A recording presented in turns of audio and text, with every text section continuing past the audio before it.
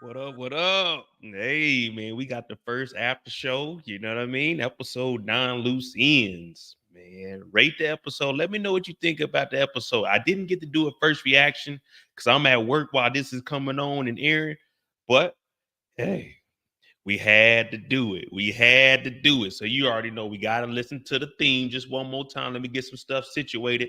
But we got some questions for the evening. I hope y'all were paying attention to the episode because there was a couple of things that I seen that we're just going to point out. Now, they not too hard this week, pause. For the finale, I'm going to try to make them a little more challenging, but it's the first time back in maybe about a month. So I had to say, go easy on them, Mo. Go easy on them. But hit that like button, hit that subscribe button if you're new to the channel. Let this rock one more time, and then we're going to jump into it. My dog Eric in here. What up, Eric? Playboy in here. Rashonda, what's going on? Oh, Kendall. Okay, Kendall, you off work early, girl?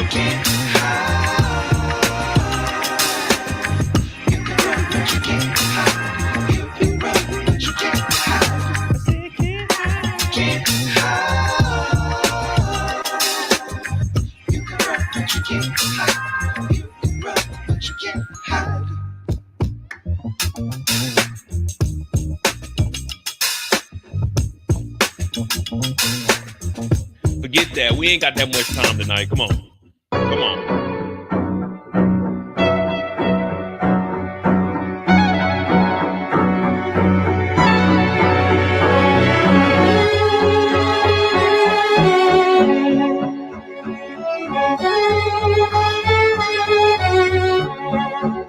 What does Mo?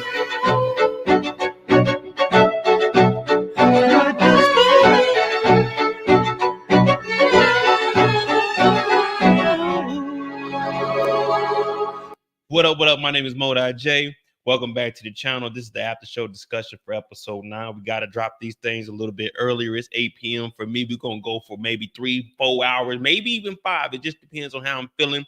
I got the pillow behind me to give me some back support, pause, because, man, we got to talk about the episode, man. They saying there's no loose ends, but, man, everything is a loose end in this episode, from Diamond to Jenard to Claudia and Shanti. Everything we were talking about, nothing was happening. But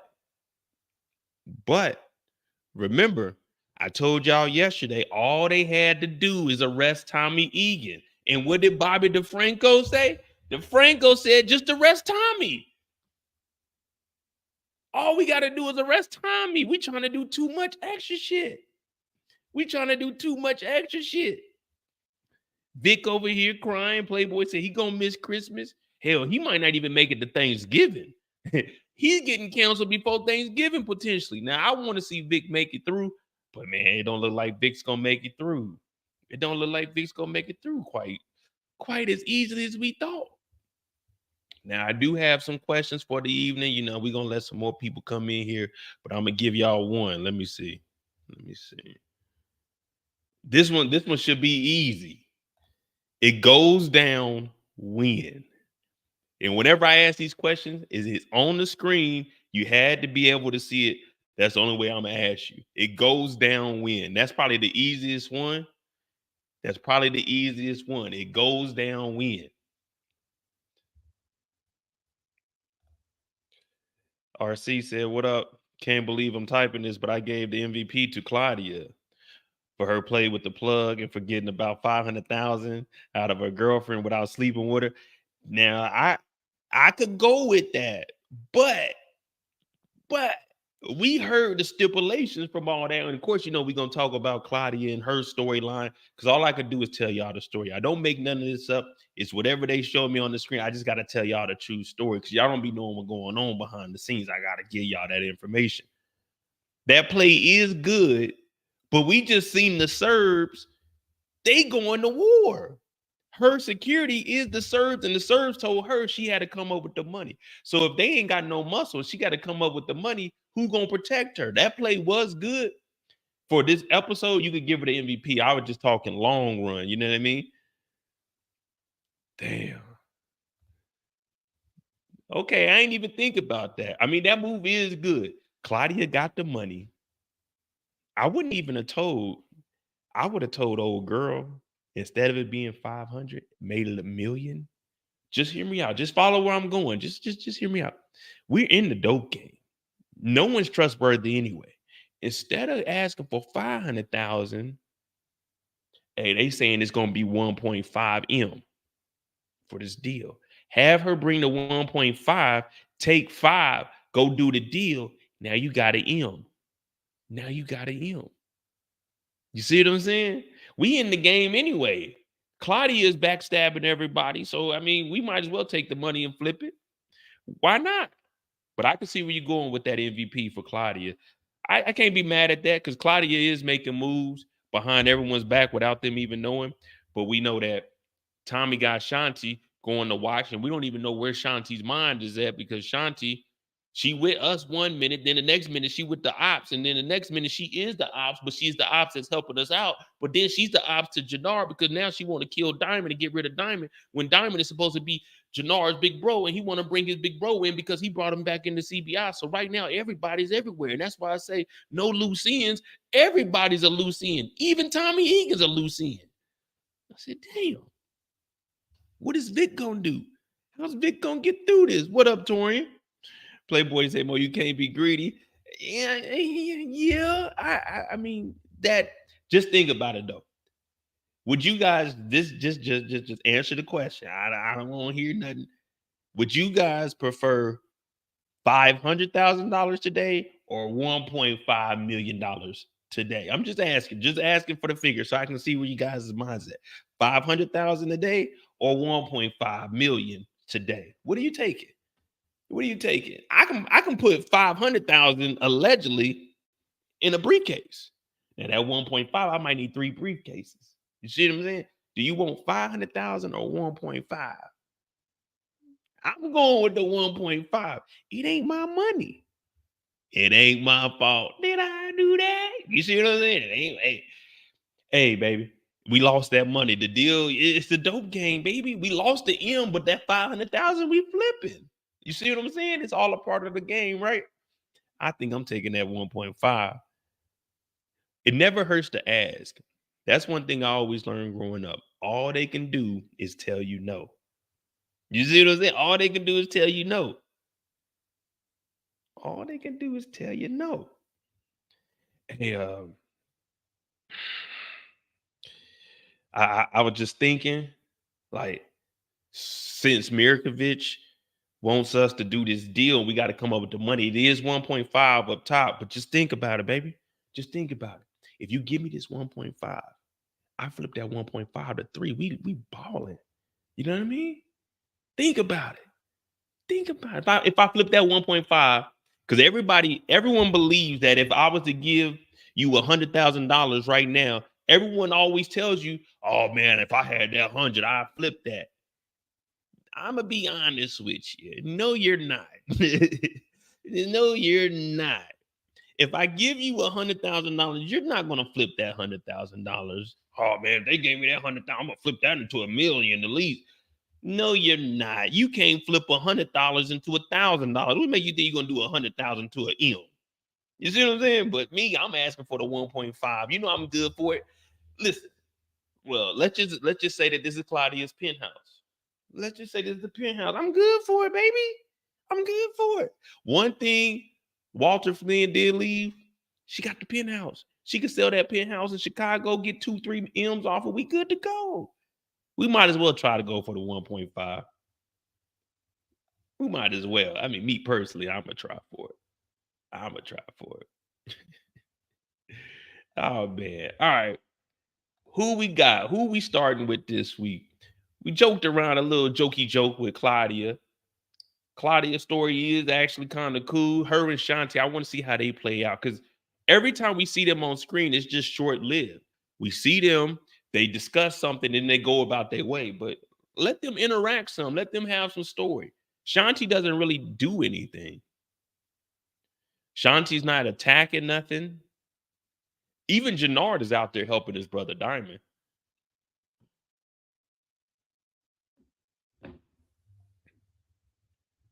Even Jenard is out here. And did y'all see Jenard?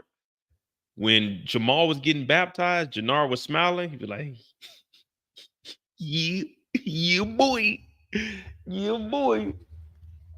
The candy of the night is Sour Patch Kids. You know, we had the neon gummies the other night, but we got Sour Patch Kids tonight. But who are we starting with? Now, we have recaps. The recap will be up tomorrow. I broke down the trailer for the finale. That's up. The recap will be up tomorrow. I should be getting my couch and one of my TVs tomorrow, trying to make some moves. But the recap, beginning to end. These live shows, we do this a little bit different. We jump all around. You give me a character, we talk about that character. We break that character down. Now, I didn't get a chance to count bodies. I got off work. I was putting together my other bed. I got a topper for my king size bed. So I was doing some things, you know what I'm saying? I was waiting on Amazon to get through here. I got Amazon Prime, but it takes like 3 days for them to deliver. I'm like, hey. Y'all need to be the next day or 2 days, 3 days. Come on, man. But got me my air fryer in today, too. You already know I'm about to start whipping this up. Ooh-wee. JP, Diamond. JP didn't really even have no story for real. We can start with Diamond, though. We're going to get to JP. D-Mac, I'm sorry. D-Mac, I know you're in there. Open the door. D-Mac, open the door. That nigga Marshall was like, man, it's your daddy, man. That nigga Marshall was mad. They were playing that Xbox. Niggas just as sorry as hell. Ooh, goddamn. Sour Patch Kids get the eyes to water it. All right, let's start with Diamond. We're going to swing it around. We're going to do Diamond's story. We're going to tie that into his brother Jenard. And from there, we'll swing to Shanti. Shanti to Claudia. From Claudia, we'll take a break. And then we'll swing over to JP Pauls.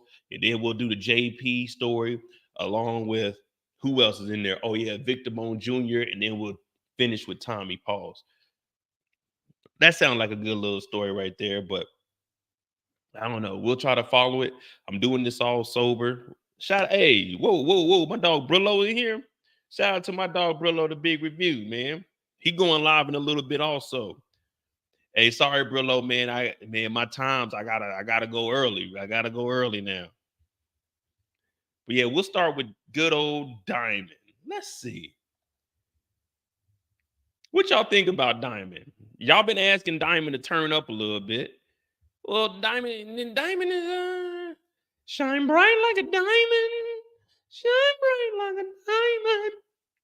Now, let me tell y'all something. Just going off the show. Horrible place to put a body. This is in the middle of the city. They didn't drive outside of Chicago or nothing. They driving around. First of all, they driving around in that beat up Raggedy ass Mustang. If y'all watch closely, the interior of that Mustang is beat. The door, the doors, terrible. Car was shot up. Suspension is shot. They should have drove out the city. This motherfucking Mustang is hot. We know the feds are on us. They burying a body inside the city limits. I said, ain't no way. Ain't no way they doing this. They in the middle of the city dropping off bodies. I said, man, if there's one thing they gonna do in power, they gonna do some silly shit. I don't care what show it is. They all gonna do some silly shit. Lulu threw the body in the water. The motherfucking body then washed back up. Old Crown. Everybody does some dumb shit. Burying this body here, nigga. I'm gonna put this one on Tommy. This one is Tommy's L. Everyone talking about Tommy don't catch no L's. This is a Tommy L right here. This is a Tommy L. What y'all think? Was this a cool place to put the body?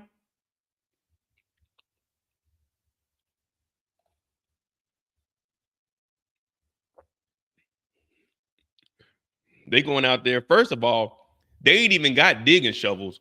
This right here, you getting ice up.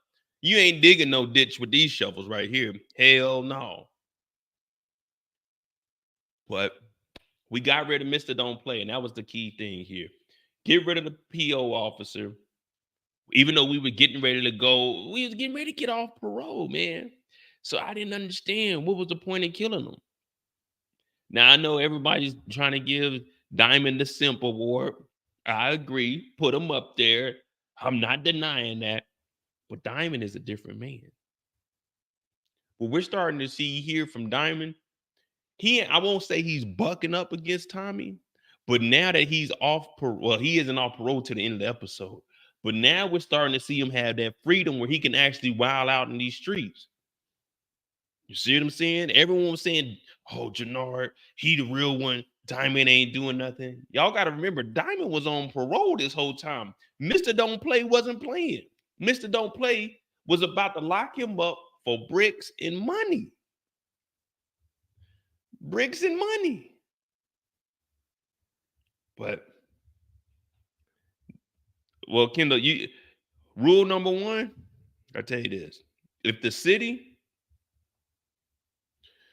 I don't know this from experience, but I'm just saying, if the city uses this area, then you don't want to put nothing over here.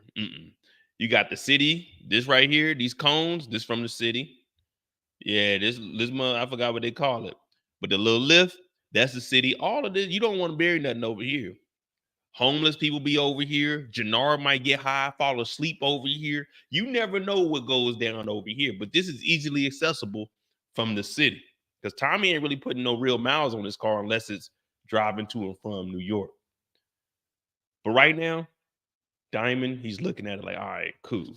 Rub hands like Birdman. We can get up out this jam.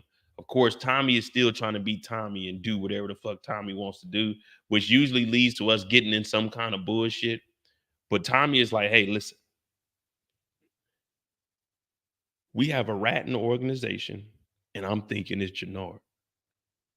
Diamond already knows his brother ain't doing none of that. His brother may be a junkie. His brother may steal. He may kill. He may even rob. He may even go after your grandma. But one thing Jenard ain't going to do, he ain't about to talk to the law about nothing.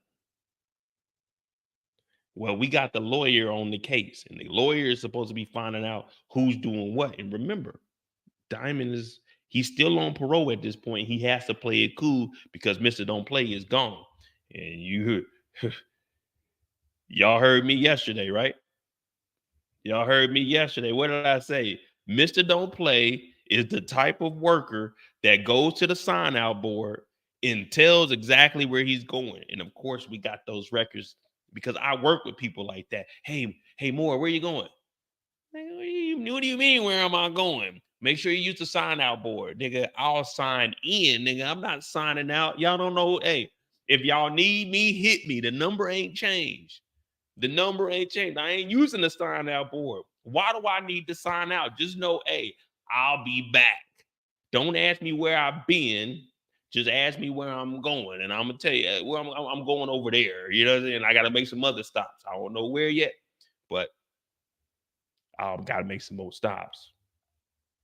Well, over at the barbershop, Diamond's trying to get shit together, bro. Trying to get shit together. And Jenard's like, man, what's up, man? What's up, bro? But Diamond, he's a cuckoo, cuckoo. See, I don't know. See, I don't know what it's like to be in the mind of a killer, because I ain't no killer, but don't push me. But I can only imagine what's going on, because I've been telling y'all, Diamond ain't really like that. Yeah, the old Diamond 15 years ago, but we don't care about 15 years ago.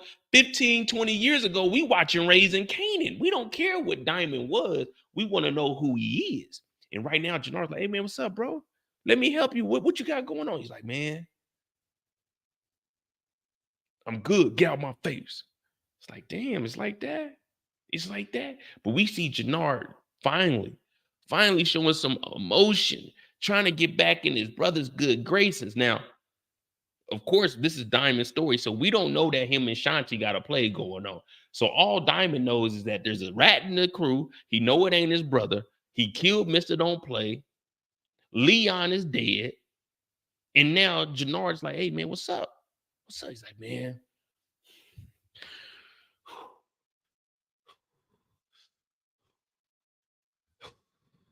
like, damn, Diamond, what's all you all right? What's all that for?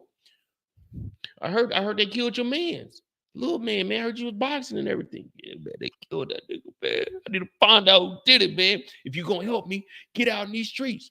Now, if I'm Jenard, the first thing I'm thinking is, and y'all know how I am. By now, y'all know what my mind frame is. I'm thinking, I'm gonna be real with you, Diamond. Man, I don't know that nigga. Man, fuck Leon. You want me to go get in the streets and find the niggas that killed Leon when you knew you should make? Well, what you doing with Leon, nigga? This is CBI business, nigga. What you fucking around with Leon for? That's why you been missing out on these meetings. But that ain't we ain't at that point. This is Diamond story. But Jenard's like, hey, yo, what the fuck? All right, look. I'm gonna help you find out. So for Diamond, that's cool, because remember, he still has to lay low. So when you see Diamond not doing much and not reacting, he has to really lay low. He's not trying to go back to prison. Everyone else, they can evade the law every single episode. He can't. He can't. Mr. Don't Play showed up and he told him, you play around. What they say, you fuck around, you gonna find out.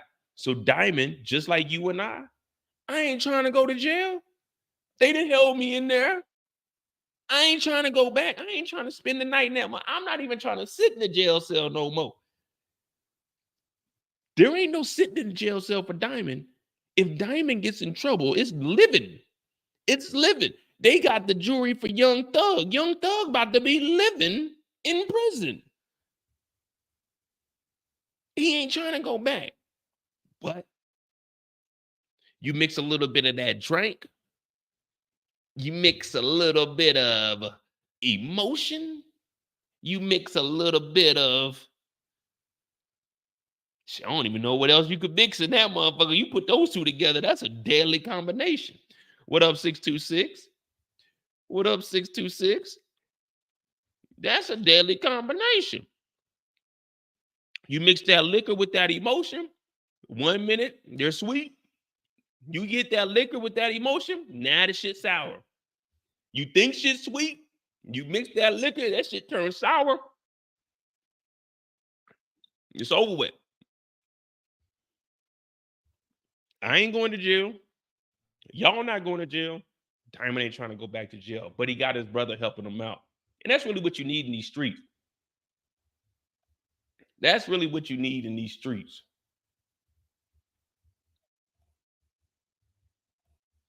But if you didn't know, the first question of the night is, it goes down when?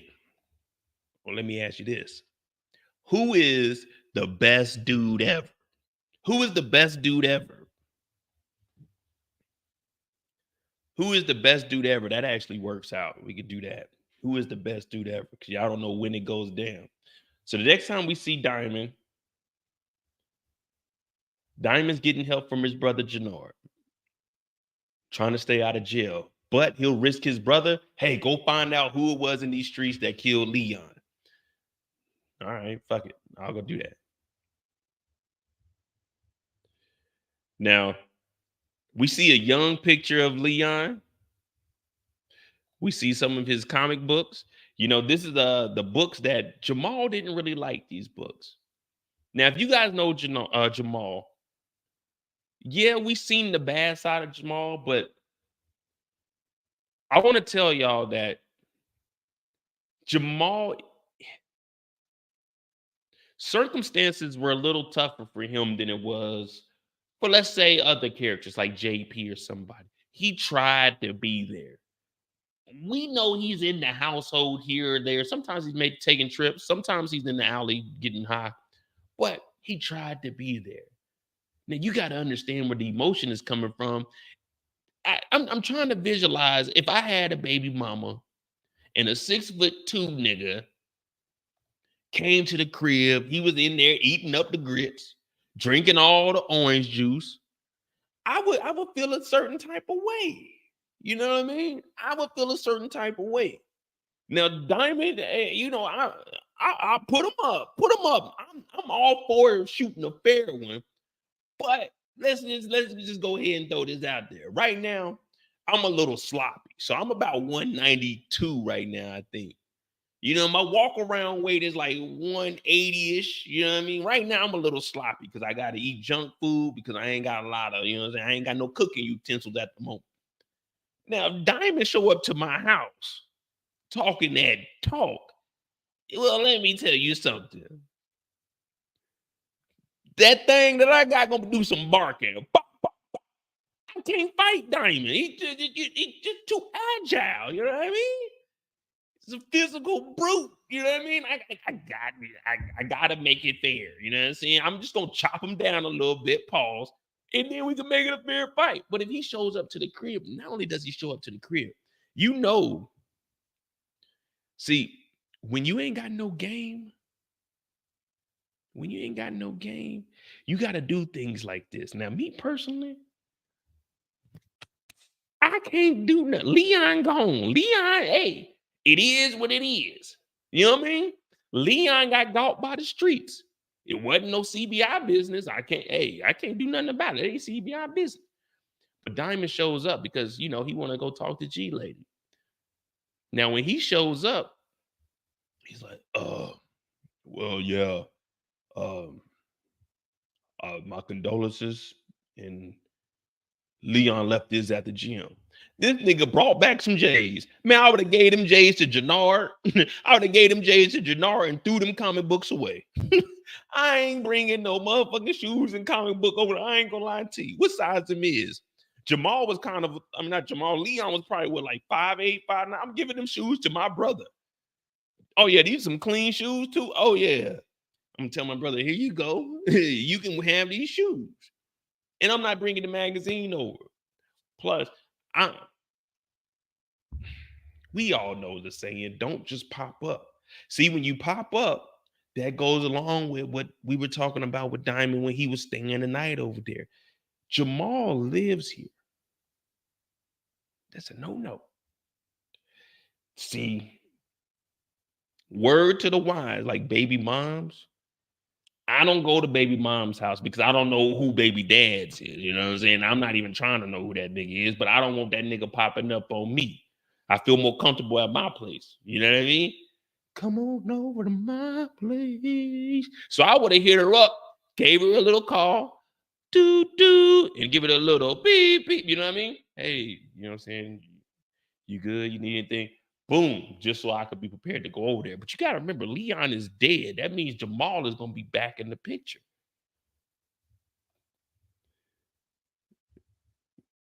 626, yeah, you're right. Leon is the best dude ever.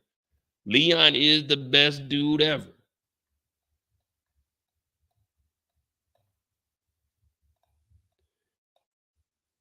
Miss you. You're the best dude ever. I miss you. You're the best dude ever. Yep. I told you if it's on the screen, I'ma find it. But yeah, that was the question. Who's the best dude ever? Leon.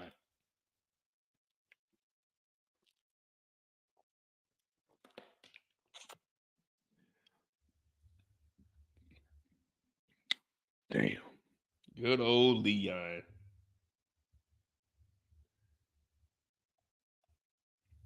But he shows up with these shoes. All right. Are you guys bringing the shoes back? Or are you just like, man, it is what it is? You know what I mean? I'm gonna probably holler at Tommy. Hey, what size shoes? What size shoes your nephew D-Mac wear? 'Cause I'm not bringing it. I'm just not. She don't even know that these shoes are at the like. What's she gonna do? Wear them? She probably wear like a 3 or a 4. What she ain't about to put on these big ass J's. These are 9.5s right here. Shit, I can fit those. I just gotta curl my toes up a little bit. You know, I wear 11.5. Sometimes a 12, depending on the shoe. What's she gonna do with these 9.5s? Jamal gonna put them on and dirty them up over in the alley? But he shows up and she already know that Jamal be. Can I say it? Can I say it? Jamal be cock blocking. Jamal be cock blocking. Now it's kind of hard to say that because it ain't my cock being blocked, pause. And also that's his lady. But y'all get what I'm saying. Y'all get what I'm saying. But he showed up with the shoes. And see, he don't know who's over here. She gives the ugly face. Oh, my baby. Well, Jamal don't care about none of that because Jamal done already dropped the dime. Jamal done already dropped the dime. He said, you ain't gonna be around here long. Like, damn, Jamal. How you know all of this information, Jamal? See, when you pop up unannounced, you never know who's there. Never want to be too comfortable. I got caught lacking one time. Well, I made it up out of there, you know what I mean? And there was this one time I went to this woman's house and I think the baby daddy had the kids. She had 2 kids. Well, one were hers, and then I think one was his, but she was watching both of them or something. So I was over there, you know what I'm saying? It was going good too. Man, she talking about he on the way. So I'm like, all right, bet. So I go up out the house because I never park in the driveway. I always park across the street so it don't look like I'm at the house. You know what I mean? Just in case I got to hit that back door. If they block you in, it's all over with. At that point, now you got to squabble. You know what I mean? You got to squabble. So I always park across the street, maybe like a house down. Why you park so far? I was like, oh, don't worry about it. But anyway, we was over there. She had some wine. I'm like, all right, cool. This is a good evening. You know what I mean? Drinks in the air. Long story short, about 15 minutes later, old boy called. I'm about to come drop the kid. I'm like, God damn. She was like, all right, once he dipped, you can come back through later on. Man, I never heard from her again, bro. Never heard from her again. We seen each other in passing. We say, oh, what's up? But never heard from her again, bro. I used to hoot with her baby daddy too. Man, when I tell you, I used to play defense like, man, fuck this motherfucker, man. You ruined my evening, man. Yeah, man. Never heard from her again. That's fucked up. That's messed up. So never pop up under now. Well, I mean, I knew, but she could have gave me the heads up that they were gonna be dropping the kids off. I thought I had like an hour or 2 hours. You know what I mean? This is back when I was young and agile. You know what I mean? You give me about 45 minutes. What do you say? You ready to marry a nigga? But it didn't go down. But I've never had an instance like this. Well, I did have a guy call me one time and asked me, hey, man, you mess with my girl? I said, nigga, if you don't get off my phone. I said, hey, man, what'd she tell you? She said, well, I said, all right, well, you just talk to her. You don't need to ask me nothing. Hung up on. Man, don't call my phone about no girl. I don't give a fuck. But Jamal done dropped the dime. And it ain't nothing worse than a nigga that'll drop a dime on you. When you know that somebody gonna like, Well, see, me, I'm regular. You can't drop no dime on me. What you gonna say? Hey, man, this guy's illegally parked. You know what I mean? By then, I'm gonna be gone anyway. But Jamal said, man, you better get up out of here, cuz. I said, damn. He treating Diamond like Snoop treated Jody. This little Jody. Yeah, that's how he treated Diamond. He told Diamond, get the fuck up out of here, man. Diamond was like, oh, I ain't mean no problems. Man, Diamond should have swung on him. We seeing the new Diamond. He should have swung on him. But Diamond knew with Jamal saying that, he had just became a threat. He just became a threat. Man.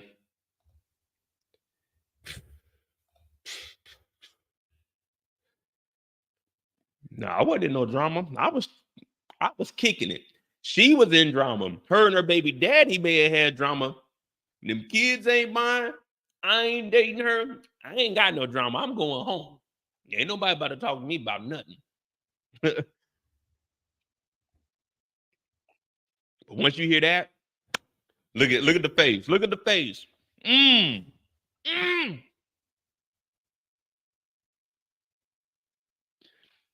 That's the face a kid make. When you make a kid eat peas or carrots or something, that's the face a kid make.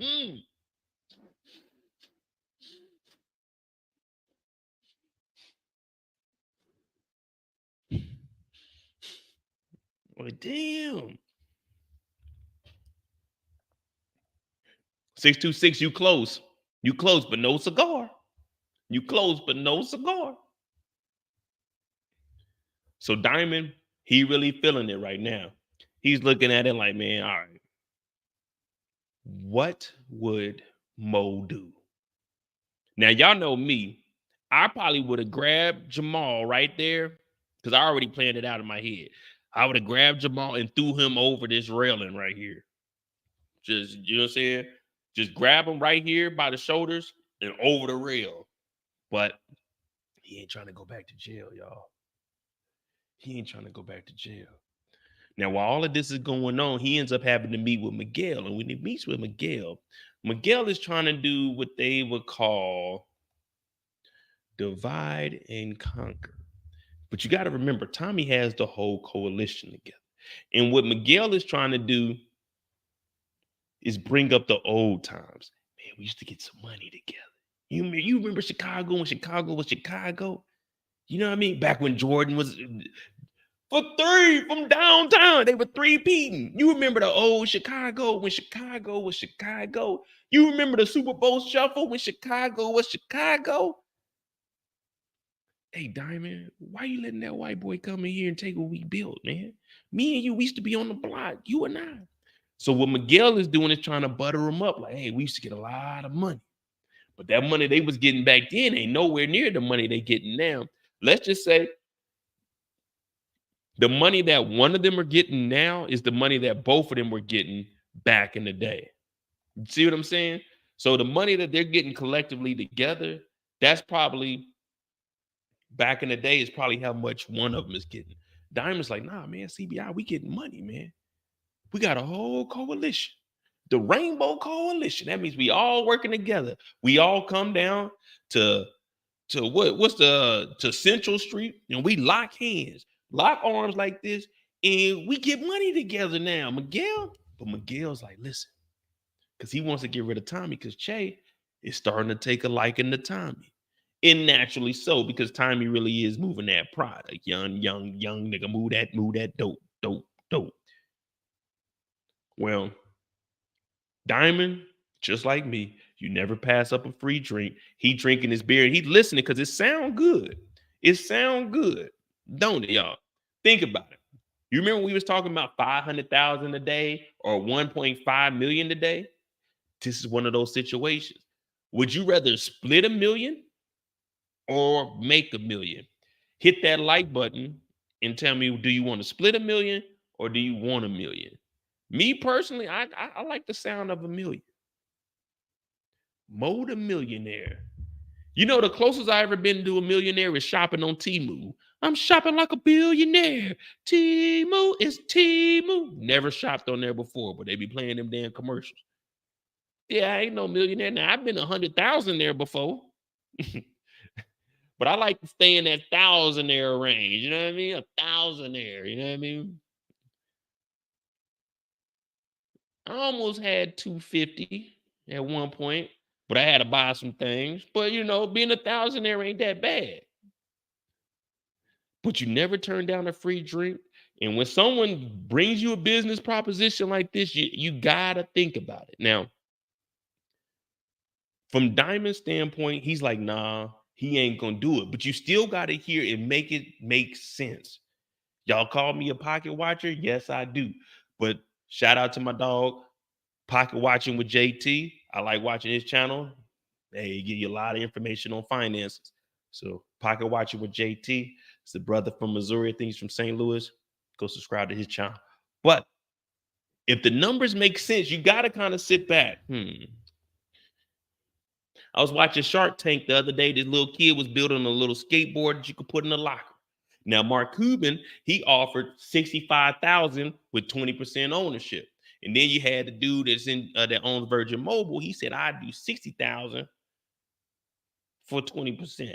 And you got to make the numbers make sense. Now, I probably would have went with Mark Cuban because Mark Cuban would have had the niggas out there dancing in the game with the skateboards and stuff. But that's neither here or there. If the numbers make sense, sometimes you got to sit back and look at it like, okay, split $1 million with Tommy, make $1 million on my own. But in order to make $1 million on my own, I got to go against Tommy. Tommy already knows the ins and outs of my barbershop. He knows the combinations to the safe. I had to start all the way over. So while I'm making that $1 million, I'm really going to be losing maybe $200,000, $300,000 plus the potential to lose my life and some of my crew. We ain't seen Big Smurf in a couple of weeks after Big Smurf then got burnt up. So right now he's weighing out his options. Now, while these numbers are going on in his head, grandma outside getting toasted. Grandma outside, Abuela, that's what you guys call her? I call her grandmama. I call her grand no tomorrow. Grand no tomorrow. Grand no today, no tomorrow, no never. Grandma said, hey, where's Nunez? He's supposed to drive me. He said, shit, the hell if I know. Now, Diamond is just like me. When this motherfucker blows up,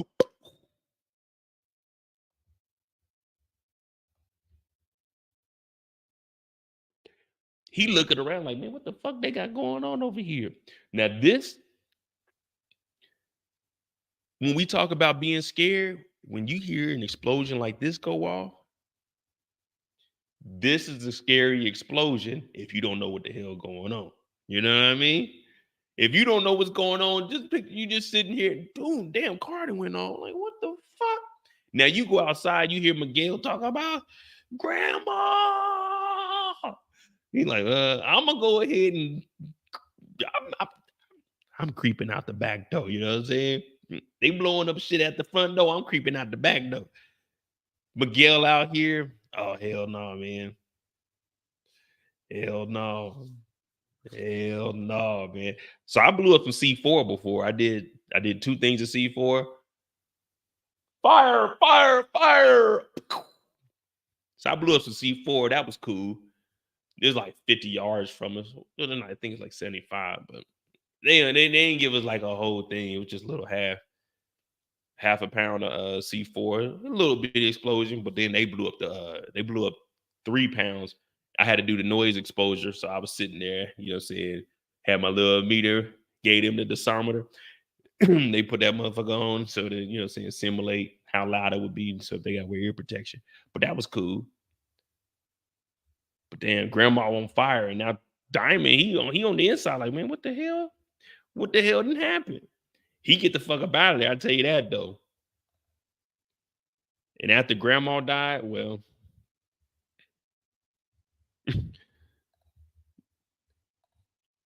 oh, I thought you was talking about the car. Not this is my place.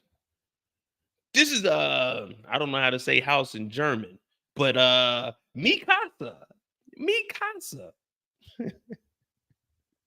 Mi casa.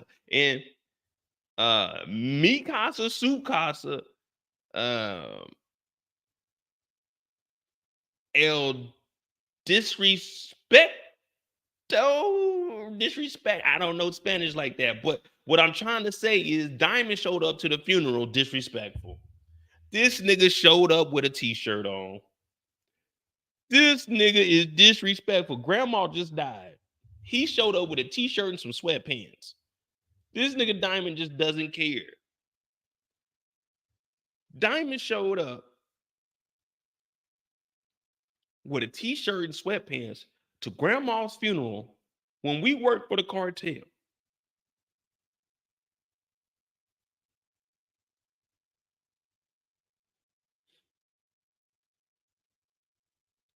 Now, I don't know why. So they came in the door together. Why did they wait till they got inside to start talking about who the snitches was? Do we got any leads? There's got to be an inside source. Why did they wait till they got in here? But they ended up going up to what up the hood? What up the hood? And make sure y'all hit the let me see something real quick. Yeah, we got about 50 people here. Come on, man. We can get 40 likes. 40 likes. Just 10 more likes. Just I'm out here panhandling likes, man. I shouldn't even have to do that, but it is what it is. Well, if you don't want to hit the like button, you can support the channel. Cash apps at the bottom of the screen. MOEDOTJ. You know what I'm saying? I'm trying to furnish the place, trying to get up on my feet. Get up off of that thing. And I gotta donate to the, you know what I'm saying, to the cartel. I gotta give some money for grandma's funeral. You know what I mean? They kind of tied up on funds right now. Them pesos ain't going that far up here in the United States of America. But they show up. Diamond don't do much talking. He sends his condolences. Tommy's doing all the talking. Mireya's over here. She don't even know what she's into. But look at Diamond, bro. If this ain't disrespectful, you know what I mean? Like, come on, man. This some shit, like, if we being real, this is some shit you see, well, no shot at Chicago. But this is what you see on like Instagram and shit where they be showing like the Chicago funerals, niggas just being there in t-shirts, RIP shirts. If Diamond would have showed up with a RIP t-shirt with grandma on the front,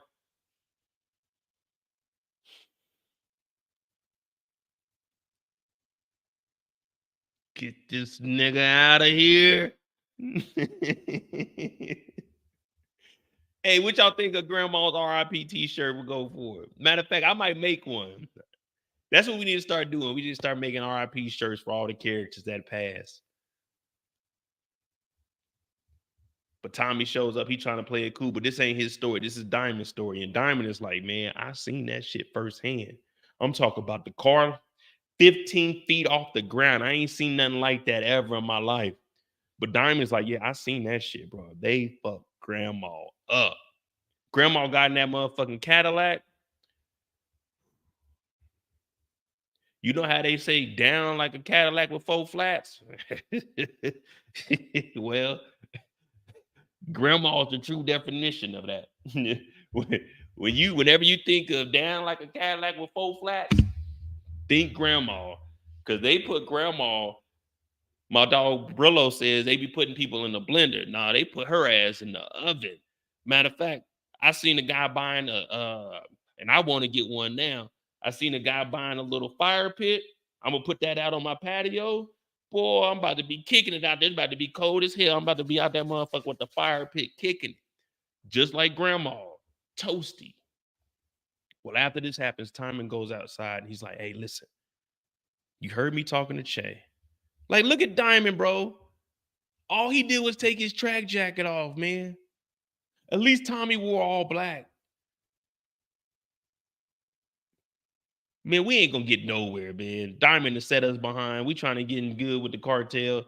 This is why they don't fuck with us. We can't even come in here presentable. But anyway, Tommy's like, all right, listen, we got a plan to take out Miracle Bitch. Of course, Diamond is listening to that like, man, I don't know about that one, Tommy. I don't know about that. And now when you think about it, Tommy Egan is equivalent to Tommy Pickles. Every time you watch Rugrats, Tommy Pickles was getting them into some bullshit. Not one episode where Tommy wasn't doing some silly shit. Just like in Force, it ain't one episode Tommy ain't doing some silly shit. Hey, let's go take out Mirkovich before McDowell does, so he could believe that we did that. That nigga Diamond said, Tommy, that shit sounds stupid. And this is one time I agree with Diamond. He's like, man, I don't know about that one, Tommy. He's like, nah, man, let's do it, man. So, all right, bet. All right, bet. So Diamond goes to the whip. So he'll put his jacket back on when it comes to the feds. When it comes to, well, it ain't the feds, it's damn Chicago PD. So they did a little sweep.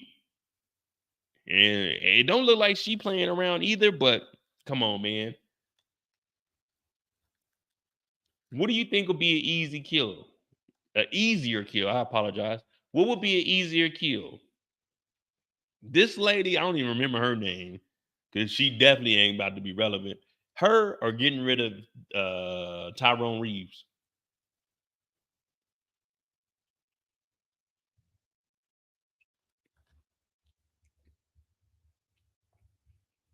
Mr. Bear said how on that one night she didn't have a driver. We'll never know, because we don't know how long Nunez was working with the Serbs.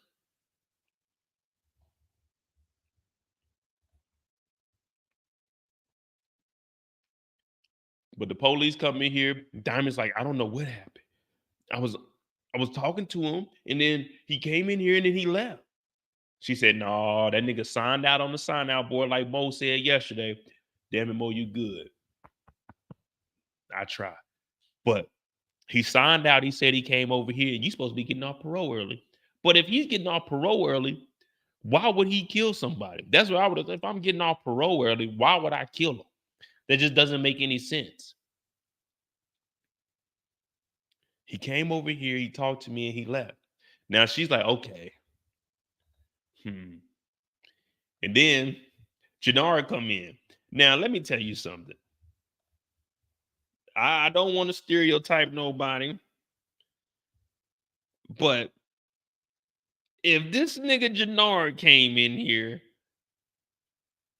with a hat that says nobody, and I like Jenard, we know he on that stuff, so we don't know if this is a real Gucci or not. You know what I'm saying? We don't know if this is the real collab with North Face and Gucci or not. You know what I mean?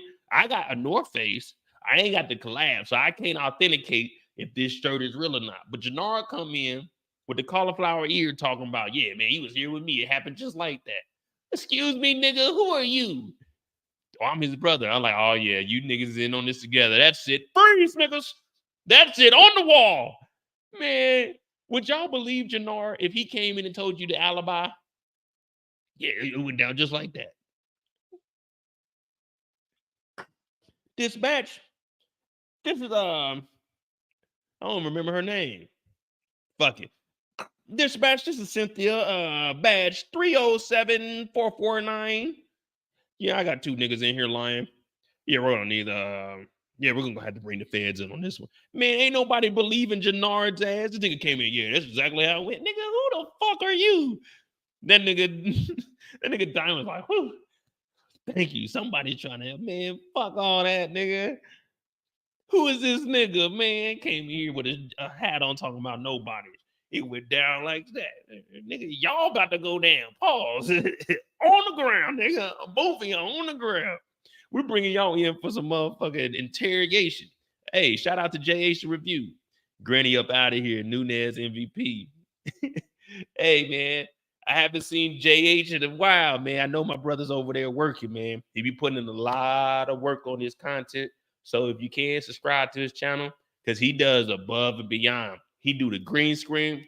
Like I said, once I get the studio again, I'm gonna be trying to get back to my green screen game. But he do all of that. So he'll be in the scenes. Yeah, man. Check out his channel. But I'm sorry. If Jenard came in there, we're good. But right after the feds leave, he says, I killed my PO officer. I killed my PO. Why would you say that right after they left, man? Wait until y'all get somewhere else. You don't know if they done bugged up this place. You don't know what they done did. You told me I killed my parole officer last night.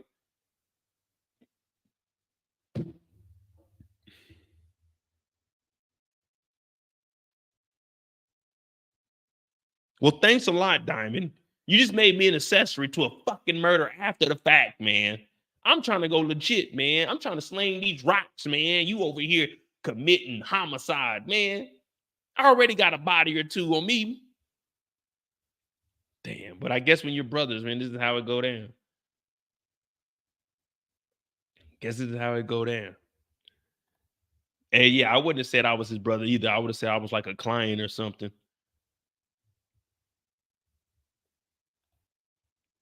But that's what happens there.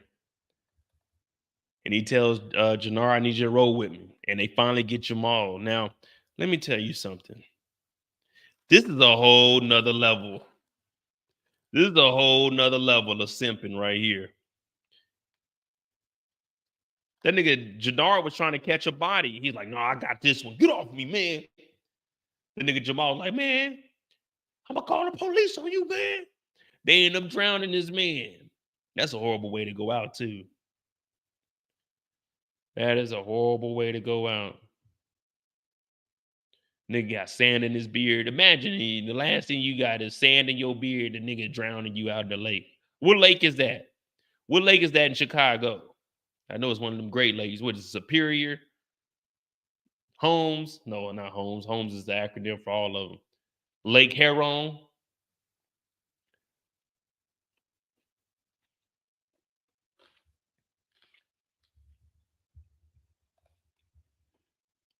Mm-mm-mm. He said, I didn't kill Leon. You did. You killed Leon.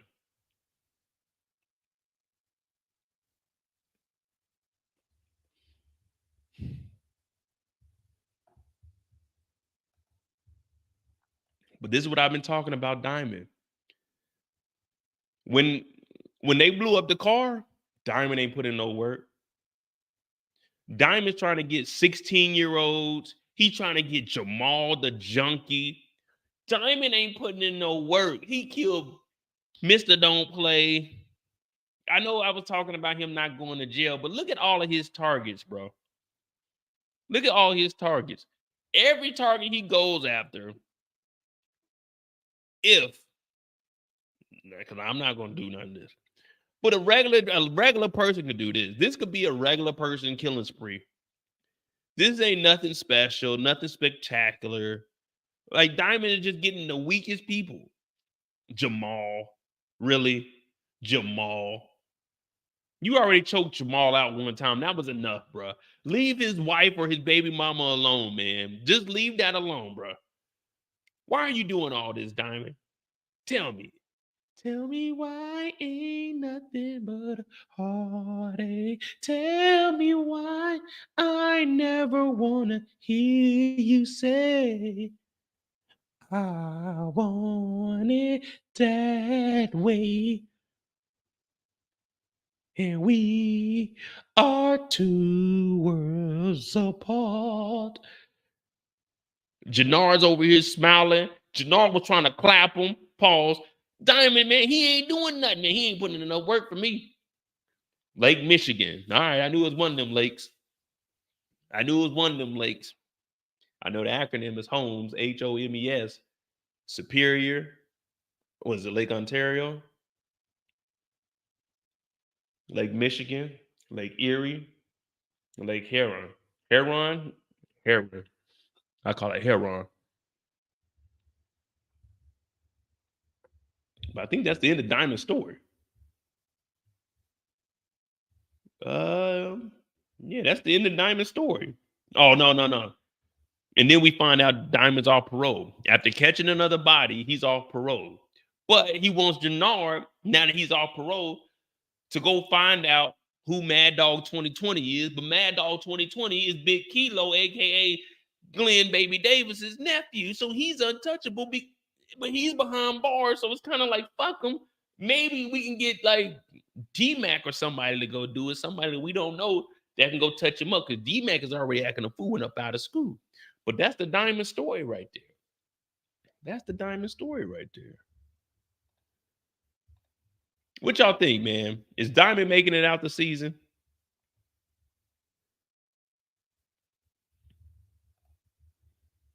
Damn, 626. You own it, ain't it? You own it, ain't it? It went down at 6:58. That's when we officially knew it went down. Now the plan was at 7, but at 6:58 we made that call. This is when it went down.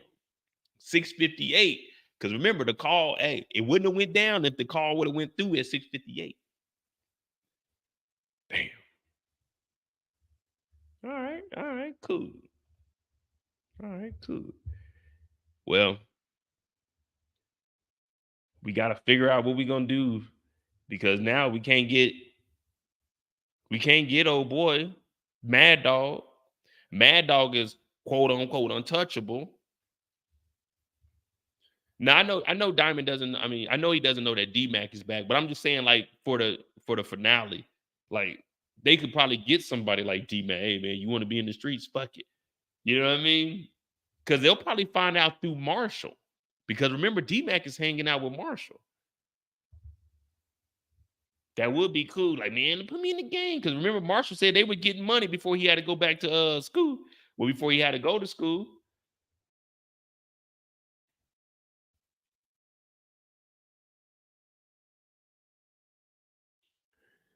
And maybe Marshall could put him on behind the scenes, but I don't know.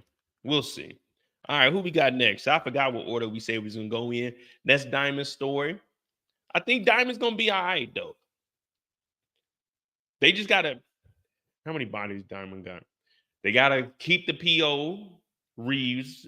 We gotta keep that low key. We gotta keep. Well, I don't know how they're gonna get rid of this Jamal situation. The Jamal situation gonna be bad unless G Lady she gonna believe him. Like, hey man, I ain't had nothing to do with it, but I got that get back. Now,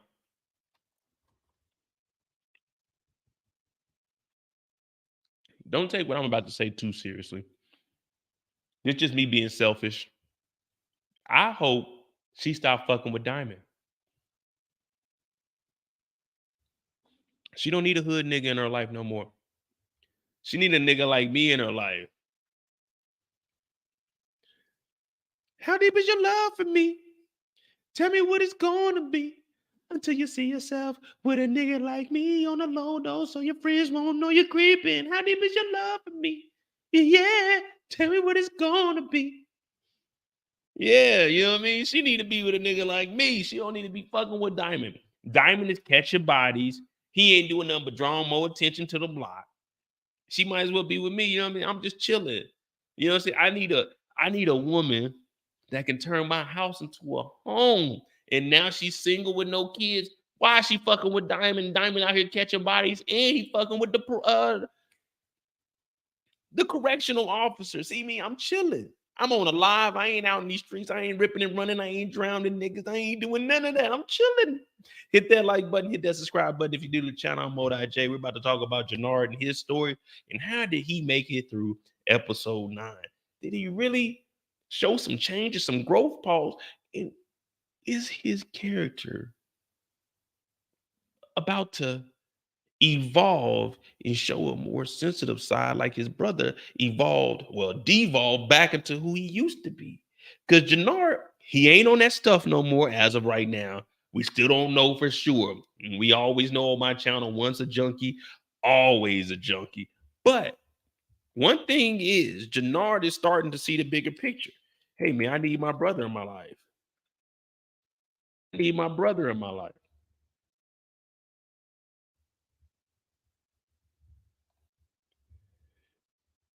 Force owes us an explanation of how D-Mac came back. Well, they said D-Mac ran away. So Marshall probably picked him up, or somebody probably picked him up, but he ran away because he assaulted a kid, didn't they? That's what they said. They said they was whooping his ass in there too. Didn't he say he had bruises on his body?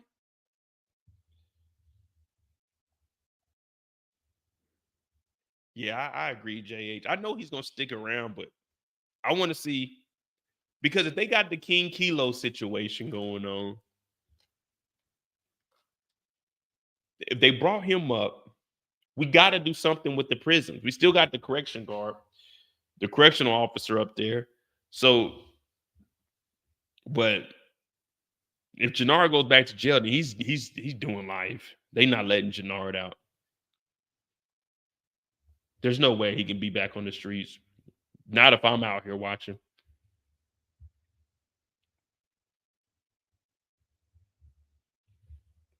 All right. Now we get to see the other side of the story. Well, Jenard pulls up on his brother. And we already know everything that just happened with Diamond. So that's why it's a good transition to talk about Jenard. So we can just continue that storyline because these two, they running parallel to each other. They ain't crossing paths because Diamond didn't let Jenard catch that body. They just parallel. They running like train tracks. When I move, you move. You know what I'm saying? Just like that. They didn't say when I cross over, you cross over. No, no, no. They said when I move, you move. Now, when you parallel, that means we're going to stay the same distance, but we're going to continue on the same path. You know what I mean? We're going to have different views, but we're going to be on the same path, same direction at all times. Now, Jenard's pulling up, but Jenard, in the back of his head, me and Shanti got to take over CBI. What he started to realize, though, CBI, yeah, everyone says that Jenard was running CBI for 15 years, right? Jenard was running CBI for 15 years. But when we seen how he's running CBI, he was running CBI with Vic. The first time we seen Jenard was a busted up drug deal. I wouldn't even call it a deal. It was an exchange in a warehouse. You know what I mean? It wasn't even a deal. It was just an exchange. He's starting to come to the realization that, man, this CBI shit, it's only a couple of people that can run it. Tommy, Diamond, Mo, maybe. Like, it ain't as easy as people think it is. But he's trying to get back in his brother's good graces because also he let him back into CBI. And the reason he's starting to be like this and having more feelings towards his brother is because Shanti is talking bad to him. At least with Diamond, he spared him last season, gave him in his own territory, let him get his own crew. This whole thing that Shanti got going on, you remember that thing I was talking about being parallel to his brother? She trying to do some crossover shit. She trying to do some crossover shit. You know, when you get to that train, it's a train crossing. They let the ding, ding, ding, ding, the gate go down. She want the gate to be open. She want a nigga to run across that motherfucking train track and boom, it's over with. But that's his brother. So Jenard's trying to do anything and everything he can to look out for his brother. He know his brother ain't right. He know his brother he's emotional right now. Leon is pop, gunned up and clapped quick. Threw one punch, got shot down, ain't heard from him since. So when he comes over here and he's trying to ask his brother, hey man, what you need? What you need? And Diamond is kind of pushing him away. He's persistent because, hey man, you my brother, bro. And I know you're going through some stuff right now, but also, man, it's still CBI business. See what I'm saying? It's still CBI business at the end of the day. Still CBI business at the end of the day. And y'all know I'm big CBI, man.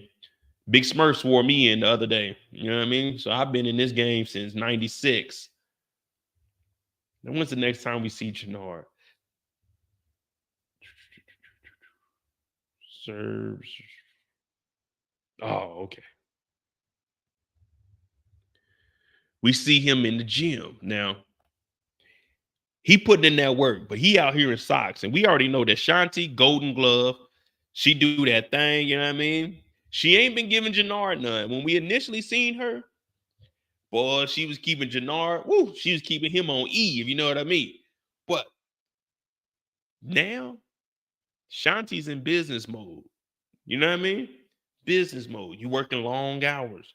You ain't got enough time to be doing no driving or no riding. Pause in her, you know what I'm saying? In her situation, she ain't got no time to be doing no riding. So that gas tank that Jenard got is starting to fill up. He's starting to be clear-headed and level-minded. But for her, what we do? We in third gear now because we know that she just made a deal with Shanti. Well, Shanti just made a deal with Claudia. With the Serbs, they got to fund all the money to get all the money from the girlfriend to make this thing happen. So Shanti is telling Jenard, hey, we made a deal with the Serbs now. And Jenard's like, hey, yo, what are you doing? We didn't already talked about this. We didn't already discuss that we don't need to be doing this shit. But you remember what I told you earlier about that parallel and her taking you to the train crossing? and not letting the gate go down so you don't know to stop. And she telling, yeah, go ahead, go across the train track. You all right? She trying to make my boy crash out. But Jenard's thinking like, no, no, no, no, no, no. He's like, man, let's go ahead and get Tommy. But I was also talking about white only pie and nigga pie. Remember, this white only pie, there's 2 people eating this white only pie, and she the 3rd person trying to get in on it. But she ain't got the muscle, she ain't got the money. So what part of the pie are you getting? Because the Serbs are protecting Claudia. Claudia's getting the money. What are you doing? So now she's telling Jenard, not only are we gonna take out Tommy, we're gonna take out your brother. But we've already seen the shift in Jenard's character. Jenard's looking at it like, oh, whoa, whoa, whoa, wait. I was thinking we bring my brother in, and us 3, we run the organization instead of having white only pie with 1 slice of nigga pie. We trying to have a nigga pie. You know what I mean? We trying to eat together. But Shanti don't want this because Shanti's getting a big head. Because in Shanti's mind, she believes that Claudia is weak and she could maneuver her way to take over all of that on top of taking over Tommy. See, the issue is Jenard knows what Tommy and them are capable of. He also knows what the Serbs are capable of. Shanti, for some reason, doesn't know that both sides, including the cartel, these motherfuckers ain't nothing to mess with. See, Shanti, it looks good on paper. You know, if I come in here and I tell y'all, all right, listen, DJ Envy has brought me in and we about to be investing in houses. Now, on paper, it says, if you give me $5,000 a day, what is today, November 3rd? By January 1st, I'll bring you $50,000. Now, that looks good on paper. But see, when you don't go out there and actually look at this investment, you don't know what the fuck is going on. See, Claudia is putting them in all kinds of deals, but Claudia ain't showing Shanti nothing. She told Shanti, I'll get the money. So Jenard knows that all of these plays that she's doing, it sounds good and it looks good on paper. But unless you actually go out there and verify that shit, it ain't gonna happen. And now she talking about Xing out his brother when he just went to the barbershop and told his brother, anything you need, I got you. Jenard starting to second guess Shanti. Now, this is Bay. This is Bay, you know what I'm saying? Sometimes you know what I'm saying. You know what I'm saying. You know what I'm saying. He's looking at it like, nah, this don't sound right. This don't sound right. 5,000 a day for 50 in January. Now, me, I might take that deal. I ain't gonna lie to you. 5,000 a day, I make 50, what, roughly 30, 60 days.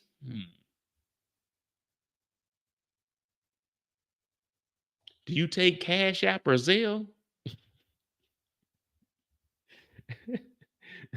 Do you take Cash App or Zelle? If I can give you 5,000 a day, you say you're gonna give me 50 in January? It sounds kind of scammy. But you know, I do need some winter tires. All right, 5 bands bet. You said $50,000, right? USD. Don't be coming back with no 50,000 pesos. 50,000 USD. All right, deal. But all this sounds good. But Jenard, he's sober. And the good thing is he's actually exercising. So he's sweating everything he got out of his system. What up, Tamika?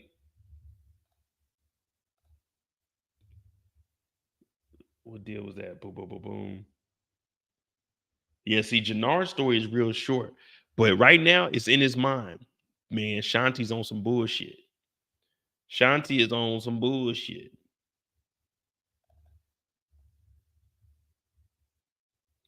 Now, Jenard, the only thing he does is show up and he basically says, listen, that's my brother.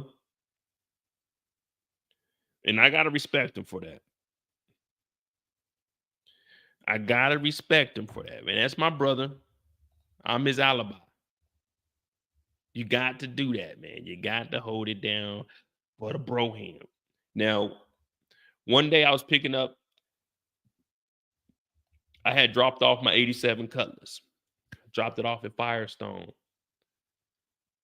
Later on that day, we went to pick it up. My brother was driving it. Now, this is the state of Missouri. You got to have license plates on the front and the back of the vehicle. So I'm in my Acura, drop my brother off. He take the car. He driving behind me. So instead of turning right on our block, because he's going into the other parking lot, I turn right so I can park into the spot. And he goes down to the next block and turns right. The cops turn around. They come at him. Whoop, whoop. Pull my brother over. Now, he in my whip. And this is my good 87 colors. This ain't the other one, like the parts one.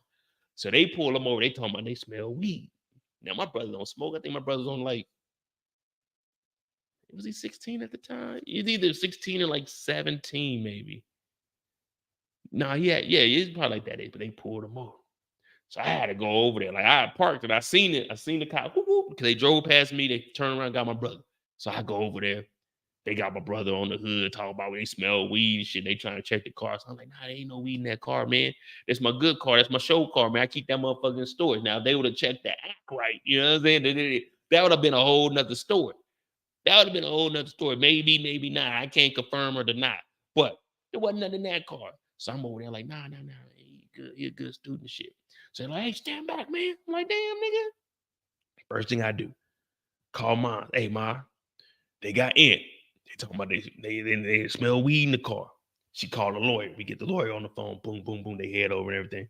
Long story short, they were just harassing my brother. The cop ended up having like a history of, you know what I'm saying, fucking harassing people, but nothing ever came out of it. You know what I'm saying? They end up dismissing the tickets and everything. But you got to have an alibi. You got to be quick on your toes. So when Jenard did that, I was like, yeah, that's right. That's what you do. You got to look out for your brother. Right or wrong, you got to look out for him. Now, my brother like killed an old lady or something. It's like, hey, bro, I ain't got nothing to do with that. I can't cover for you because I ain't going to jail for no shit like that. But like, you know what I mean? So when Jenard did this, I was like, cool.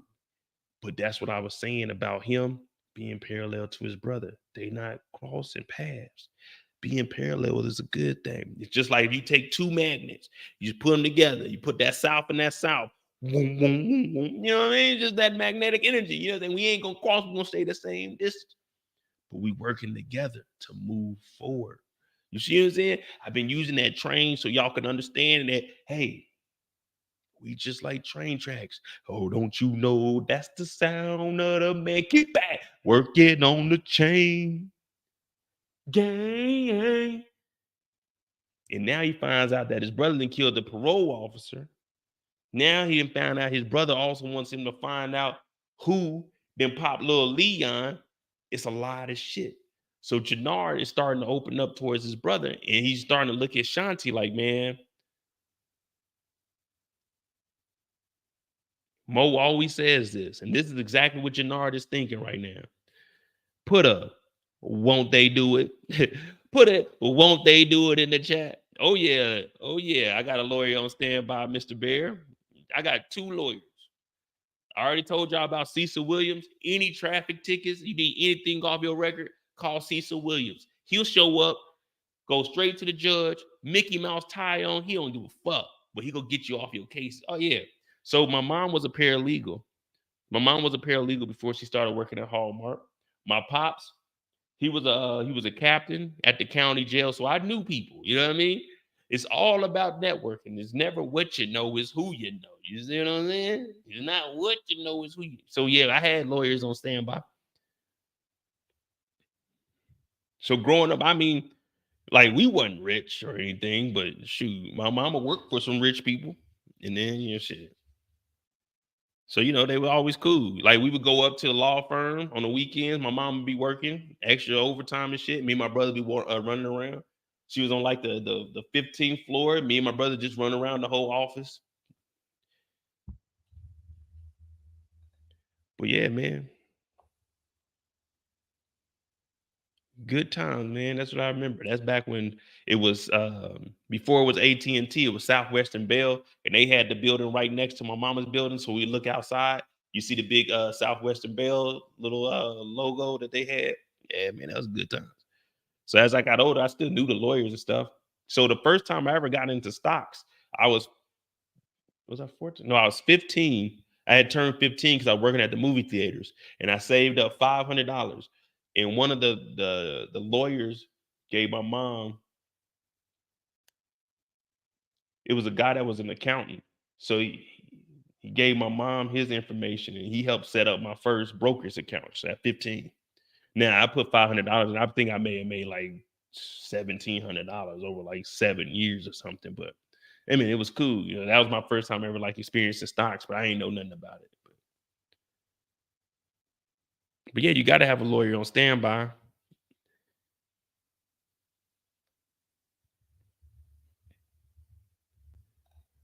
Join your live at 6. Hold on, what time is it? 3:20, 4:20. Oh yeah, I'll probably be done by then because that'll be what, like 11:20. Because I wasn't trying to stay on here long, and Jenard's story is short. So what we gonna do? Because this is Jenard's story, we already know he about to go down there. We didn't got all sidetracked and shit. What are we talking about? Oh, Jenard doing the alibi. Jenard doing the alibi. So I thought that was dope. You know what I mean? Like, shit, you looking out for your brother, but then you just looked out for your brother. Like, man, I don't know what happened for your brother to tell you I didn't kill the parole officer. Nigga.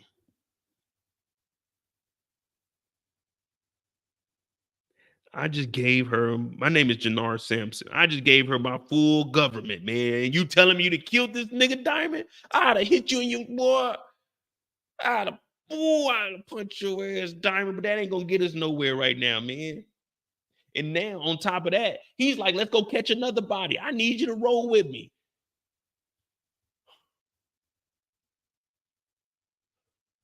I just came over here to move work, bro. I just can't. You didn't make me an accessory to a murder. Now you want me to go get in on another murder? This nigga Diamond. You know that's what Jenard was thinking. Uh-oh. We got us a new member. Okay. Tonette Grayson. Okay. Hey, welcome. Welcome. Once I get situated, we will be having members only videos. You know what I'm saying? We'll be dropping those early so y'all can watch them throughout the week. You know what I mean? We're gonna have a lot of stuff in the works. I'm just trying to get situated. Right now, I'm furnishing the interior, and then we're gonna go over there, and then we're gonna work over there, and we're gonna make it happen. You know what I'm saying? I'm trying to make this a great experience for you all. You know what I mean? Suspect board is on the way, December 1st. If y'all see anybody else doing it, y'all know where they got it from. They can't just say, well, you know, I thought about it. Nah, you didn't. Because we didn't did it for 2 different shows. But we don't care. Just go over there and say, hey, man, that's dope. You know what I'm saying? Don't hate on them. Just say that's dope. So after this, they go catch a body. We get out of here from the feds raiding. Then we go catch a body. Now, Jenard wanted to do some shooting, some rootin' tootin' shooting. Pop, pop, pop. But he wasn't allowed to. And Diamond went on about his business. And that was the end of Jamal. Like, was it really necessary for Jenard to be here? No. But I guess Diamond's saying, if we're going to be brothers, then we're going to do everything. Am I my brother's keeper? Am I my brother's keeper? Well, we know how that ended. You know what I mean? We know how that ended.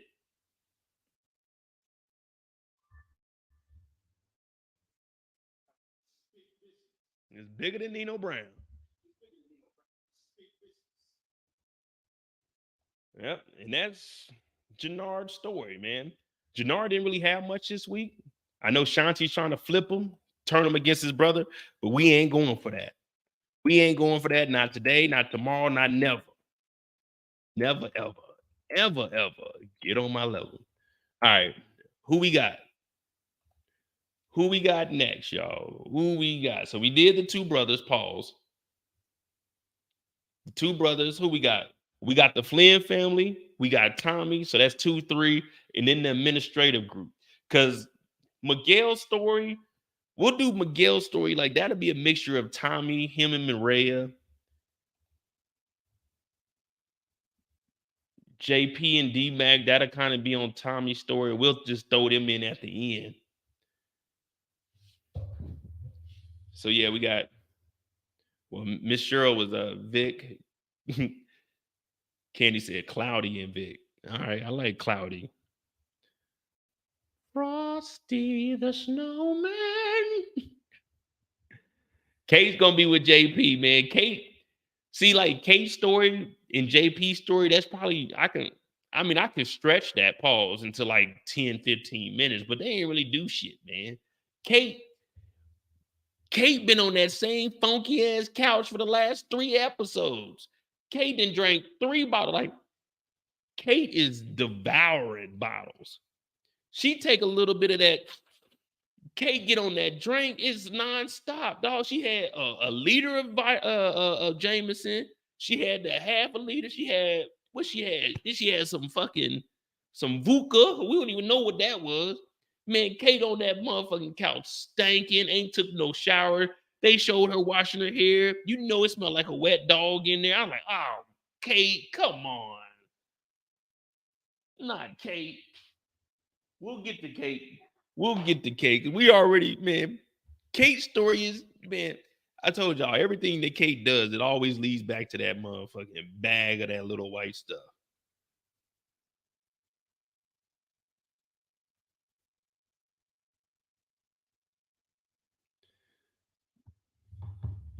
Yeah, I'll give y'all a rant. Let me see. I got some water. I can do the JP voice.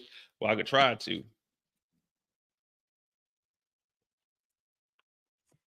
But yeah, we'll do because I wanna try to knock out the bigger stories because I could just throw him in. Those are just easy ones.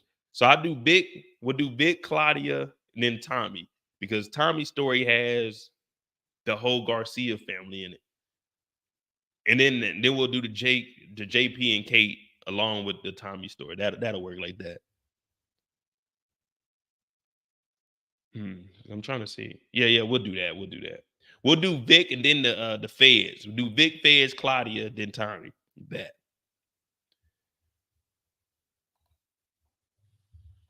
All right. So Vic Damone Jr. When's the first time we see Vic Damone? New Deal, Task Force.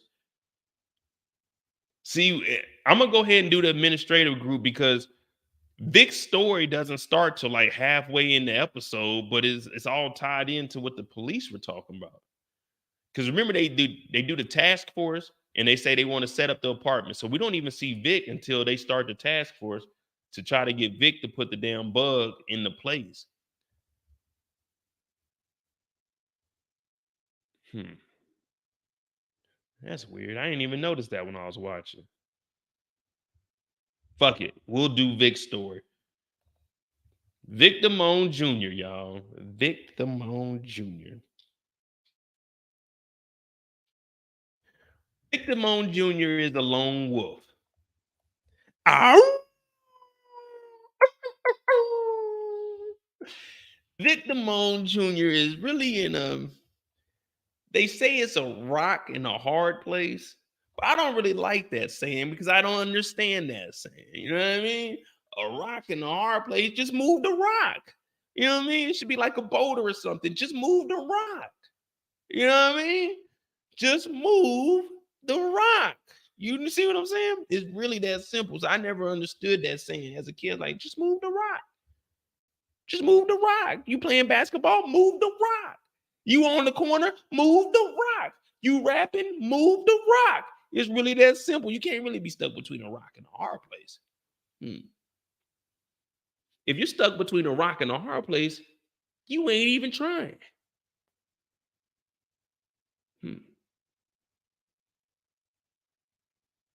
There's a song that says, "Ain't no mountain high, ain't no valley low." So how could you be stuck between a rock and a hard place when we got mountains and boulders out here and canyons and stuff? So you can't really be stuck between a rock and a hard place unless you're Patrick, the starfish from SpongeBob. But what does he do?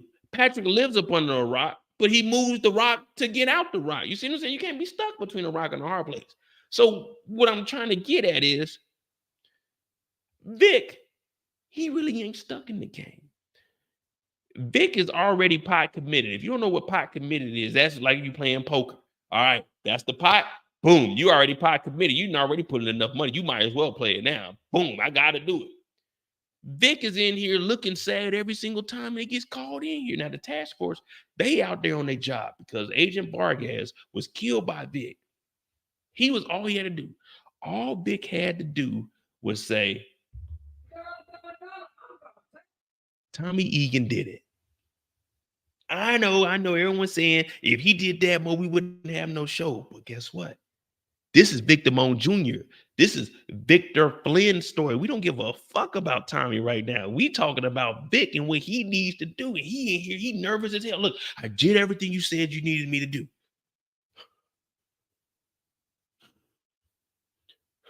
Tommy gave us new burner phones. Here's my new number. He's giving them all the information. It's just,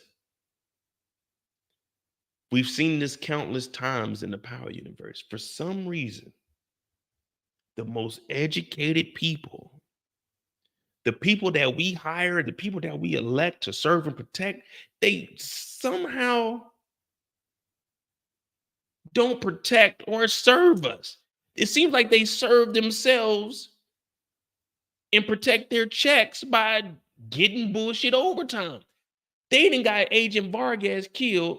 Now they want to go bug Tommy Egan's spot with Vic when Vic was there when Vargas got killed. What the fuck? That's what the police and the feds do to you. They let you continue to fuck up and fuck up and fuck up. Because guess what? Vic said he wanted all this in writing. Vic got everything in writing to cooperate. Vic ain't got wearing a wire to cooperate. Vic ain't got putting a tracking device in the car to cooperate. Vic ain't got put a motherfucking hearing device in the house in writing. He only got, he's going to witness protection if he helps. The feds can say, well, you didn't really do nothing for us in that part. What did Mirkovich tell Nunez? He said, man, all the money ain't here. He said, no. You were supposed to get McDowell. You didn't do the job. So at this point, Vic is like, because he can't do nothing. He can't do nothing. Now, I was asking y'all earlier about that 500,000 and that 1.5. I bet if you was Vic, you want that 1.5. Now, he can't leave the city. Everyone knows who Victor Flynn is. Passport, they going to be on his ass. Boom. They ain't getting out of here. Plus, Vic ain't even got the liquid cash anyway to make any kind of moves. Now, DeFranco's been calling out Stacy Mark this whole time. He's the only one doing his actual job. But we've finally seen Bobby DeFranco be a little unethical. And what I mean by that is saying, hey, let's use the CI, Victor Flynn, to put the bug in the apartment. So now Vic is what they would say, y'all call it a rock and a hard place. He ain't got no other option in order to get witness protection. But do you really want witness protection in the Power universe? No, they didn't goddamn crept up on Tasha ass. They didn't kill 2 marshals. You're not safe. The only way you're safe in this is if you fucking leave. That's it. But he can't leave. He has to continue to cooperate. You see what I'm saying? This is kind of like that Barney song they taught us when we were younger. Clean up, clean up. Everybody do your share. Clean up. Well, in this cleanup operation, no one's doing any of the work except for Vic. No one's doing any of the work except for Vic. And look at Vic. He's just an innocent kid, man. I don't want to have to pull this card, but he's just an innocent white boy. Look at him. Frail, fragile. He don't even know what's going on. Look at him. This has to be a huge misunderstanding. Vic doesn't have anything to do with any of this. He was just an innocent kid brought up in this evil world. His father was a bad man. His sister is a bad girl. Tommy's a bad man. He was the kid that got mixed up with the wrong crowd. I didn't want to have to do this, but this is the truth. This ain't who Vic is. Paulie even said this ain't who Vic is. Walter said this ain't who Vic is. Now look at him. When you try to be something that you're not and you get to pretending, well, the real life don't pretend with you. The bullshit gets exposed. And right now it's, well, you seen when they was in the warehouse getting them burner phones. Even Jenard knew, man, this nigga Vic ain't right. But that's because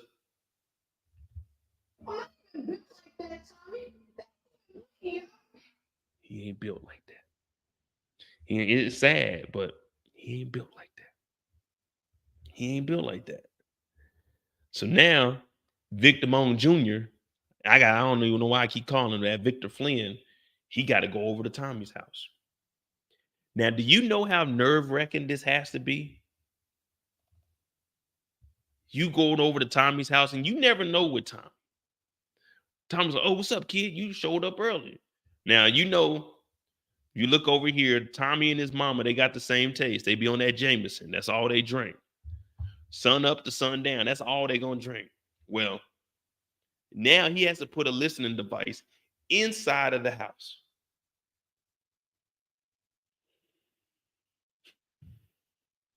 You never know what Tommy is going to do. I'd advise any character dealing with Tommy, I don't care if you're Tariq St. Patrick, all the way up to Ghost. If you're dealing with Tommy Egan, always have a weapon with you and always have one in the head. Because at any given moment, Tommy can just switch up on you and get to work. Whether that be stabbing, strangulation, shooting, hitting you on the head with a bottle. You never know what Tommy Egan is going to do. Now, Vic shows up and he's nervous as hell. At this point, you got to be prepared for anything.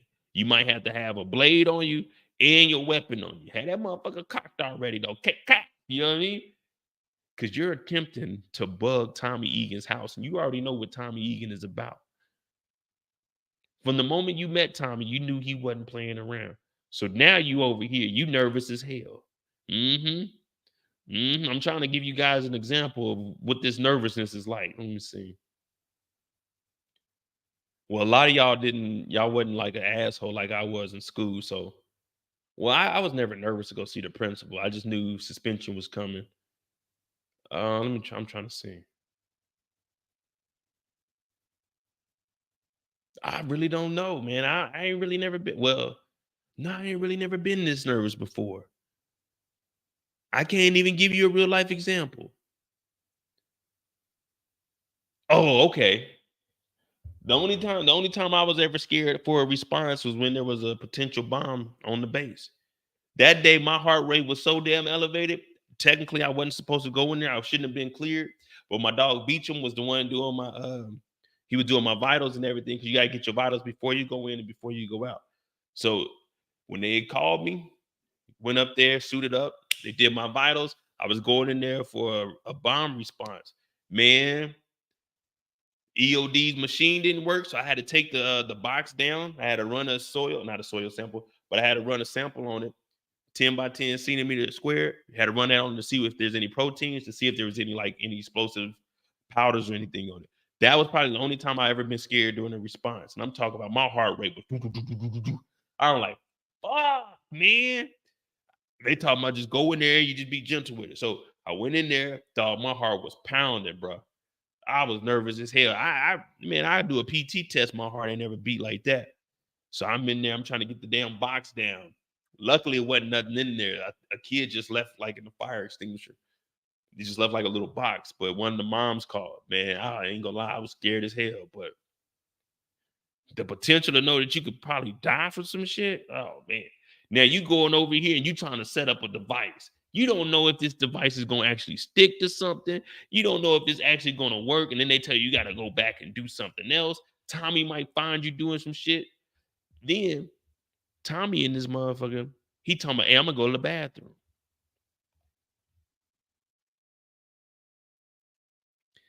Tommy went to that bathroom, used the bathroom, and came out the bathroom so quick he ain't wash his hands.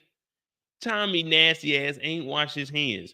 This nigga Vic had enough time to drop to one knee, put the device up under there, and he was getting up as soon as Tommy came out the bathroom. I was like, am I the only one that noticed that Tommy just went in there and just used the bathroom and didn't wash his hands? Then he went into the kitchen and grabbed a knife. This had to be some scary shit. Like, this is some, man, I don't even, that was a cool spot where he put it. Luckily, there was a little cusp up under there, because if not, it would have just been sticking on the bottom of it. You see what I'm saying? Lucky it was this little part right here. I don't know, man. I don't know where he would have put that at, but pause. But Tommy came out. He was like, wait, you ready? He's like, yeah, what's that knife for? See, right when I seen Tommy get that knife, look where my hand is at, y'all. Look where my hand is at. You see? You see? Tommy grabs a knife, you grab a gun. Tommy grabs a gun, you better have a grenade or something. You better have a grenade or something, or the police on speed dial.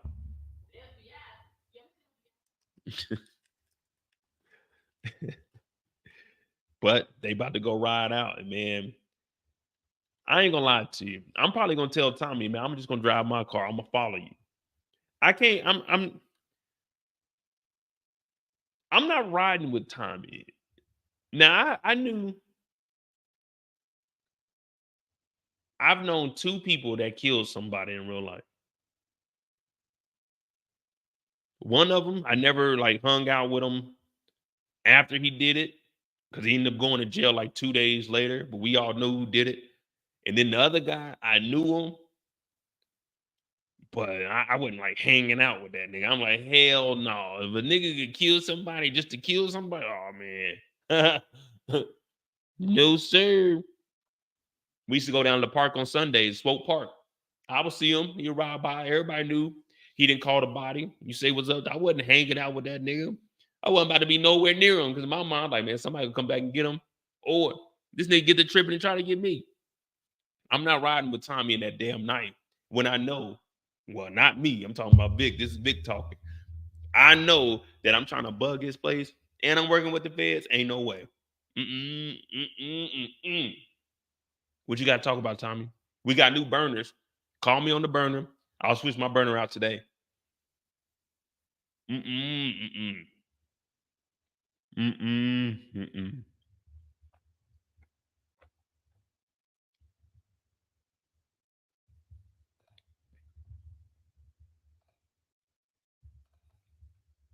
And then they get to talking about rats. You know what I hate? What's that, Tommy? Rats. Like the rats on the ground? He said, hell no. Nigga, the rats. Hey, that mug is clean too.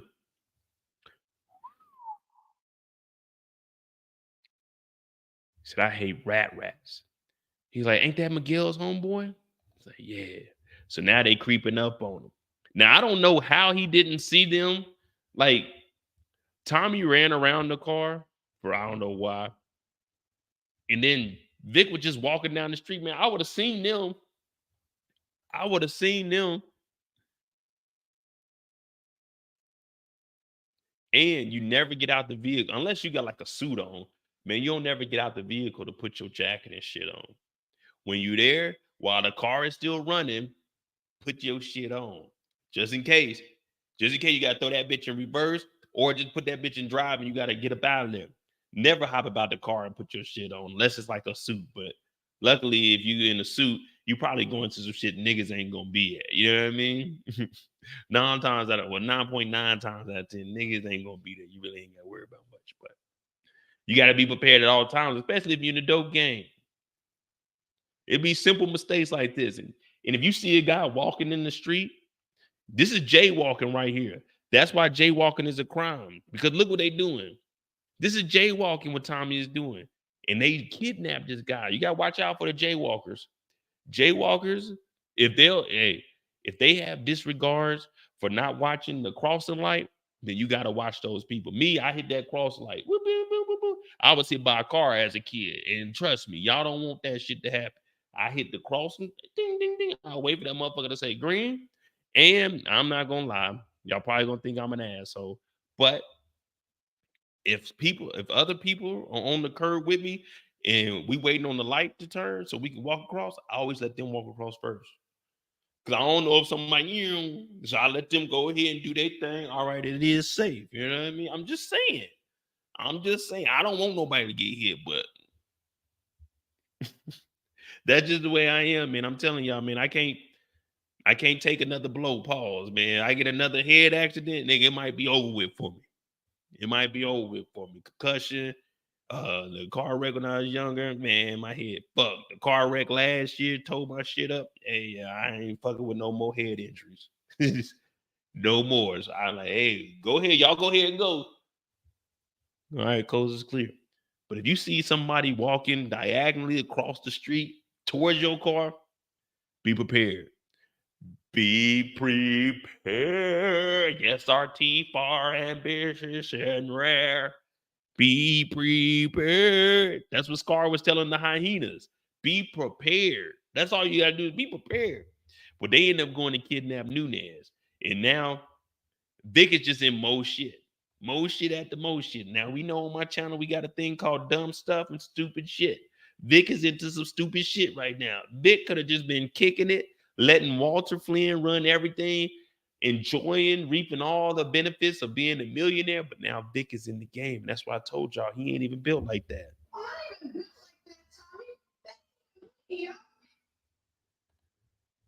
Yeah, you're right, Kendall. I am being a gentleman. I'm gently letting them go by so this man can stay alive. You know what I mean? I'm gently letting them go by so this man can stay alive. Staying alive, staying alive. The song ain't called Staying Dead. It's called Staying Alive. You see what I'm saying?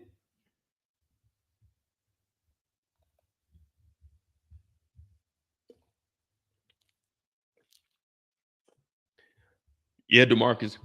Miriam was the one that tipped off everything to Tommy. That's the only reason Tommy knew all that. But we on Vic's story, so Vic don't know what the fuck is going on. You see what I'm saying? So that you know how I play it. When we on Vic's story, we can only go off of what Vic knows. And Vic don't know how he knew about Nunez. Because remember when they pulled up, he like, ain't that Miguel's homeboy? So Vic, he's just a deer in headlights. The whole episode, this is Vic. The whole episode. Arms crossed, scared as hell. Feds on his ass, Tommy on his ass, everybody on his ass. Everybody is on his ass. He don't know what the hell going on. And Nunez, he tough. He tough. Nunez is making little shady deals. You know what I'm saying? What Beyonce say? She said, "Why you acting shady and calling me baby? If you ain't running game, say my name, say my name." Well, Nunez, you gonna have to give up some information, nigga, because they ain't seeing your name in this motherfucker. They about to say that tattoo is gone, and that nigga Vic is scared as hell. He said, "Give me that knife, Vic." Vic is like,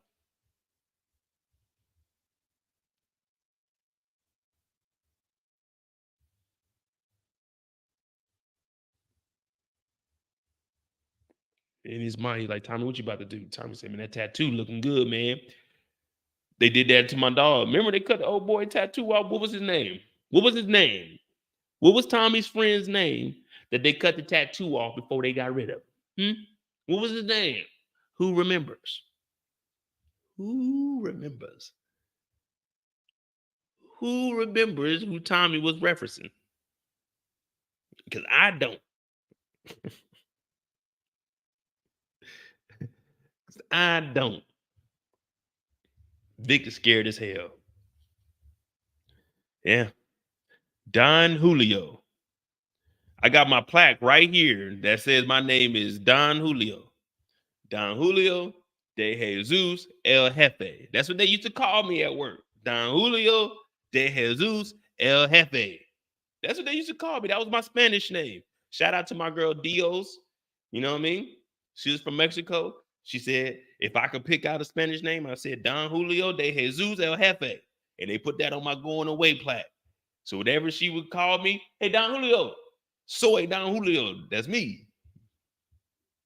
And in Portugal, I mean, not Portugal, but yeah, in Portugal, but in Brazil, it's Julio. So, you know, I got a little bit of Spanish, you know what I'm saying? I was an honorary member for a little bit. She was supposed to teach me Spanish, but we never got to it. Damn. But they ended up cutting off old boy's tattoo off his head, and Vic is scared as hell. Look at Vic. And then we get that phone call to let him know. They whooped his ass, though. They did a good job with this nigga's makeup. Because this looked believable. This looks like some Halloween shit right here. If you had like a Halloween costume like this, and if you were an adult and you came to my house, man, you could get some candy, pause. If you came to my house with a swollen head like this, pause, hey, you can take the whole bucket of candy, my G. That's a good ass motherfucking Halloween costume right there. That's some good shit right there. The eyes all fucked. They look like Mike Tyson got to him. Tommy got the fresh white tee on. Well, they get the information. And Vic, the next time we see him, he's asking for protection. Hey, man, I need out. I need out.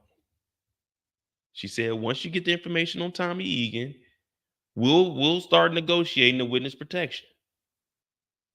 Now, I don't know why. Like, look where they're at. Why is she talking to Vic? Like, have Vic come into the office. I didn't understand this. They got Vic out in the open. Like, Vic ain't a fucking target. Like, Tommy ain't knocking motherfuckers off. Dog, when I tell you Stacy Marks, when I originally seen her, I thought Dre be in the streets. You know, Dre is from the Shy, but she undercover in the Shy. You know what I mean? And this is her day job. She got Vic out here like this nigga ain't the biggest snitch in Chicago right now. Vic is potentially about to bring down the cartel, the Serbs, CBI, the Flynn's, everybody. But they just talking to this nigga at a random cross section in Chicago. They already have suspicion that Tommy is the one that killed Margaret. So you think he ain't following around Vic? We know that Tommy knows that Vic got the phone call, but we ain't got the Tommy story. But what are they doing to Vic? Just an innocent white kid caught up into the life. All I gotta ask Vic is one question. Why are you so obsessed with the bug life? That's it, man. That's Vic's story.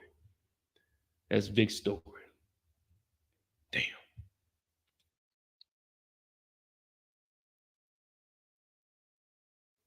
Ain't that some shit? All right. Who we got? Who's an hour 50? Okay, we on good. We good on timing because all we got is Tommy. We got the administrative group, and then like JP and everybody. We can do Tommy's story, get Tommy's story out the way, knock out Claudia, and you know what I mean? Then we might get to the administrative group. They fucking up, man. It really ain't much to say about them. They fucking up, man. Everybody, man. We really dropped the ball, man. 9 episodes in, I thought we was gonna crack down and really like crack some skulls in the street. But now you gotta see why I say we need the administrative group. Because without the administrative group, look how wild this show would be. Look how wild it would be. Let's say Diamond didn't have parole. The feds weren't watching Tommy and to save Vic and get him out. Man, this would be some wild shit. So we gotta have the police, or it'd just be too wild. We already got grandma blown up. We got the Serbs going at it with the cartel. We got the little girl that got shot and killed. Still ain't solved that murder. The little girl, remember, we seen DeFranco. He's even dropping the ball now. He's talking about applying pressure to Vic. The little girl, when DeFranco came on the scene, you know, anytime you see a detective come on the scene, and this is what they do when they show up to a crime scene, you think they about to be about real shit. Man, DeFranco showed up that first time. We like, okay, this nigga legit. He showing up.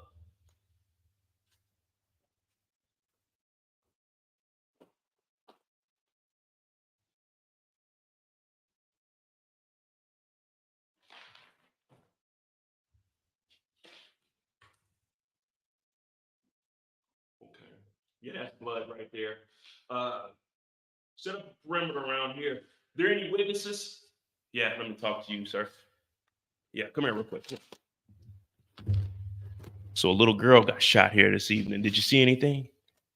Oh, you don't know anything, huh? How much is that going to cost me to get some information about you? I got 2, 4, 6. I got 8-year-old right here. What you gonna do? You got a name? Oh, Blue Mustang, huh? Okay, Blue Mustang, white guy. Okay. What else did you say? A junkie. Okay. You know what? I'm gonna bring you into the station. We're gonna get you a nice little meal tonight. Thank you for your cooperation. We thought that Bobby DeFranco was about to show up and get some shit done. Man, this nigga ain't did nothing since episode 3 when we first seen him, man. Little K, whatever his name is, he dead. The little girl, she dead. Vargas, he dead. Everybody died. I thought this nigga DeFranco was somebody, man. I was over here hyping him up. Oh, man, this nigga real deal. I thought Stacy Marks was the real deal. Turn out, neither one of them funky ass administrative group motherfuckers is about shit. We know that now. These two, we knew they were together, but now these funky motherfuckers fucking inside the office when they supposed to be getting dick out of all of this. Tommy is cruising the streets in a drop top right now, spying on them. This nigga Tommy, man, I thought that we had something. Whole time these niggas is wasting our tax dollars. Every show we watch, they wasting our tax dollars. I'm hyping them up. Yeah, we about to get somebody. No one's got arrested. No one has been arrested, man. It makes you wonder, what the fuck are they actually doing? They got all these wiretaps. They know that Tommy Egan is dead in New York. Tommy Egan is wanted for murder. We ain't did shit, man. They keep telling Vic. They just got a recording that Tommy said they handled everything. DeFranco and them were talking about, yeah, we good. These two proceed to have sex while Vic is out here getting hawked down by fucking Tommy Egan, man. I'm tired of this. I'm tired of this. We got Detective Whitman, who was this close to cracking the goddamn case. He ends up getting killed because he was goddamn too thirsty and believed what Diana was talking. It's what the fuck, man? Detective Howard, he fucking everybody. Bert, she fucking with a minor. What the fuck, man? The Power Universe, man. Man. R.I.P. to Vargas, man. That was my dog, too. R.I.P. to Vargas. He was trying to do his job. Obviously, if you want to survive in the Power Universe and you were in the administrative group, you can't do your job. You need to fuck off. Jenny Sullivan is living. What was she doing? Fucking Cooper Sacks.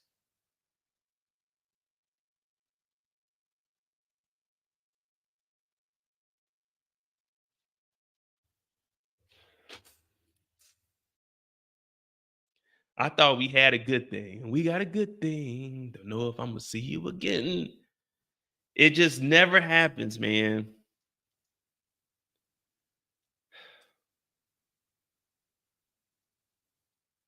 Nine episodes, no arrest. Tyrone Reeves, he was doing his job, dead.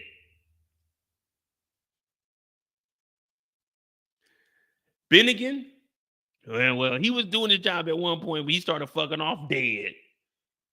If you ain't getting no vagina or no pee-pee as an administrative person, yeah, you ain't gonna make it, bro. It's over with, man. Don't even think about it. Don't even think about it. Angela Valdez, she was getting some, but she was doing her job. Get her out of here. You see what I'm saying? If you do your job, they gonna kill you. They gonna kill you. Would they tell Simba? And if you ever come back, we'll kill you. Kill you. Kill you. Damn, man. It all makes sense, man. It all makes sense. And then they wonder why I go to work and don't do nothing. They wonder why I go to work and don't do nothing. I'm not part of the administrative group, but they wonder why I go to work and don't do nothing. Because I'm seeing what happens, man. I'm seeing what happens. Knox, oh yeah, Knox, he dead. Everybody getting killed. Everybody. We just waiting on Blanca. Blanca, hey, you on that list. You on that list, man. We supposed to be talking about Tommy fucking Egan. And we over here talking about the administrative group fucking up, man. Ain't that some shit, man? I apologize, y'all. I've let y'all down, man. I don't typically do this, but when I'm wrong, I'm wrong. And when I'm wrong, I'm all the way wrong. Two wrongs don't make a right. But tonight, I fucked up, man. That's on me, man. I'm only human after all. I'm only human after all. Don't put the blame on me. Don't put the blame on me. Damn. Terry Silver, he dead. See, if you in that administrative group and you doing your job, you gonna die. Proctor, he dead. Yep. You see what I'm saying? If you were doing your job, they gonna kill you. They gonna kill you. See, Davis McLean, he alive because that nigga, he ain't in the administrative group. That nigga's just a lawyer. You know what I mean? He ain't trying to lock nobody up. Cooper Sacks, he dead. Even though he was trying to get niggas locked up because at the end he was giving Jenny Sullivan the information. He gone. The two marshals protecting Tasha who told on Tommy, they dead. They were doing their job. Man, I'm telling you, Tamika, you better watch out, girl. Tariq get a hold of your ass. It might be over with. It might be over with. All right, who we got? We got Tommy Egan. We got Tommy Egan. Damn, man.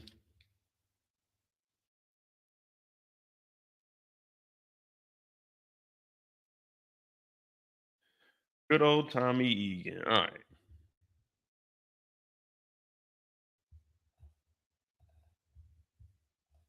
Now, Tommy Egan, I think Tommy Egan needs his theme song real quick. Also, Tommy Egan. No, you're a mean one, Mr. Egan. You really are a mean. Oh man, we gotta watch Dr. Seuss. We gotta watch Whoville.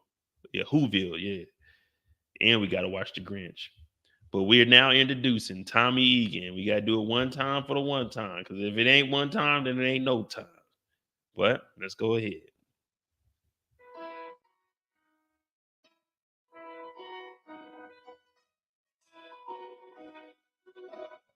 Hit that like button.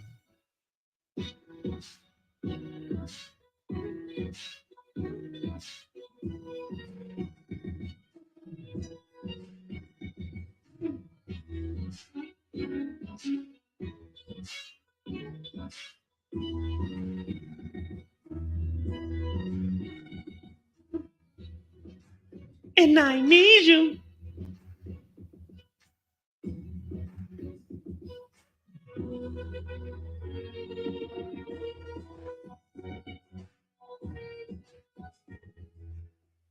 Tommy Egan is back on the block. Episode 9 was no different than episode 8, 7, 6, 5, 4, 3, 2, 1 in season 1 and OG Power and in season 3 of Ghost. Tommy is getting rid of bodies. Tommy is doing what Tommy does best. The first time we seen Tommy, getting rid of a body. First time we seen Tommy this episode, getting rid of a body. First time we see Tommy at the beginning of the season, getting rid of a body. Now, Tommy, he lives in this vicious cycle of getting rid of a body. Getting rid of a body, it used to be taboo. But now when we see Tommy Egan, we're expecting, all right, Tommy's getting rid of a body today. You know what I'm saying? There go that damn Tommy. Tommy fucking Egan. We know what to expect. The only thing is the step before getting rid of a body. That's what we're looking for. It's a thing called, how can I put this? I'm going to try to simplify it. There's a 12-step program. A lot of people, they tend to go. I don't know if they still do the 12-step. Maybe that was like in the 90s, 2000s. Now that we're in the 2020s, maybe they simplified it. It might be like 2-step, 3-step, but there was a 12-step process to get rid of those old habits. You had to shake them off. Like a Taylor Swift song, shake them off, ooh, ooh. Well, the thing about Tommy is Tommy doesn't think about shaking off shit. Ooh, shake them haters off. See, we used to shake the haters off. You know, I used to go to church on Sunday to shake the devil off. You know what I mean? Shake that monkey. You know what I mean? I bet she can't wiggle like that. You see what I'm saying? We used to do a lot of shit to shake some shit off. Tommy don't worry about shaking nothing off. See, Tommy embraces whatever is on his shoulders. The weight of the world on his shoulders, he ain't shaking it off. A rock in a hard place, pause, he ain't trying to shake it off. Tommy is doing what Tommy got to do. And Tommy really don't give a fuck. But that's why I always say, what is Tommy's end goal? What is Tommy actually trying to achieve in life? Tommy about 45. What is his end goal? You see what I'm saying? Like, Tommy necessarily doesn't have to be hustling anymore. Tommy has money in the bank. Tommy could go legit. Tommy could leave the city of Chicago. But for some reason, it's a chain and ball on his brain. His brain only knows one thing, and that's to get this money. And that's by any means necessary. That don't, hey, it don't matter if it's family members. Although we do see that Tommy loves his family, he don't really love his family, if we're being honest. Him and Kate, the relationship, it ain't the best. It's never been the best. We've seen them have their little bonding moment, but we also seen them have their little bonding moment. You see what I'm saying? So when we look at Tommy, it's like, all right, who is Tommy going to play next? You know what I'm saying? It's not necessarily who, it's more of when. When is Tommy going to play somebody? Now, he does build some solid relationships with people, but can you really trust Tommy Egan? Well, that question can't be answered now because this is Tommy's story. This is Tommy's time to shine. And right now, he's basically telling Diamond, nigga, we got a rat in the well, Tommy did not say nigga. Mo said nigga, but I was speaking on behalf of Tommy. Nigga, hey, Diamond, there's a rat in the organization. So Tommy is letting them know, even though you killed Tyrone, we got bigger fish to fry. So for Tommy, he's looking at it like, man, all right, we killed the parole officer. Okay, let's go get back in the dope game. Let's go kill a rat now. Let's go get rid of whoever telling on us. That's what Tommy's thinking. Tommy don't give a fuck about none of this. All this shit we talking about, Tommy don't care. You think Tommy gives a damn? You think Tommy gives a fuck? Ooh, these motherfuckers sour. You think Tommy wakes up in the morning and says, you know what? Let me do the right thing like a Spike Lee movie. You know what I mean? No, he don't. Tommy thinks up and says, how can I fuck over Miguel? How can I get in with Che? How can I take out the Serbs? How can I move bricks? What else can I do today? Okay, I got a good idea. If I want to torture somebody, how can I torture them today? That's what goes on in Tommy's head. It's never, okay, let me get to this amount of money. Let me get up out the game. Because we don't want to hear that shit. DeMarcus wants to know for $2 for that 200. Who is hotter? Lakeisha Grant or Mireya for Tommy? Hotter for Tommy? Well, I'll let this answer it for you, and you can kind of use your imagination. She ain't built like that. She ain't built like that. Mireya, on the other hand,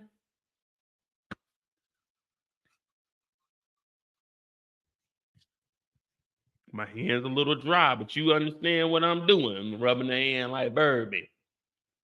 Man, Lakeisha, she wasn't like that, man. Lakeisha was about to tell on Tommy.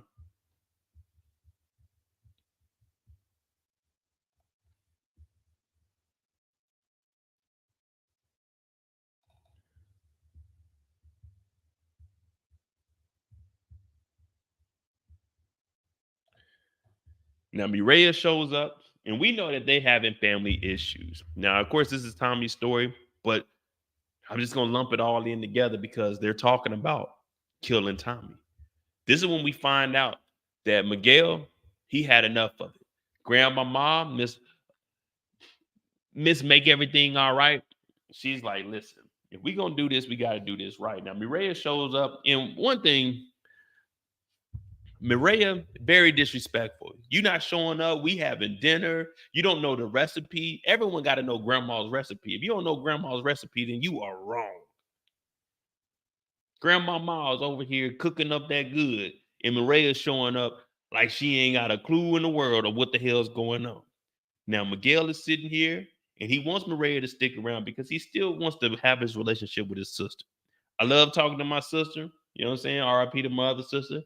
Shout out to Nina. If it wasn't for her, we would never be going live on YouTube. So thank you, Nina. And I talk to my sister Sharice, you know what I'm saying? I get on there, FaceTime with her, talk to my little bro. I'm big on the family. You know, I ain't got no kids or nothing on my own, but you know, I'm good. I holler at the fam. Well, he wants to build that relationship with his sister because really that's all he got. I mean, you got a brother, but you know, she on fire, but we don't know that yet. But once she hears that Miguel is trying to kill Tommy, we realize that she actually fucks with Tommy. Now, you remember she was upset with Miguel about fucking up the doctor's hands. She was irate, if that could be the word. She just didn't like that. It was disbelief. Why would you do that? You're fucking up my life. Once she hears that Tommy is potentially about to get killed, she said, oh no, I got to go tell Tommy. I got to go tell Tommy. Now, I don't know how people live like this, but after I hear that there's some money on my head, now I've never had money on my head. And that's one thing I'm proud to say never ever happened. I knew niggas are trying to get me, pause, but I never had any money put on my head. That's one thing I'm grateful for. I never wanted to live like that. And I was never that deep into the streets.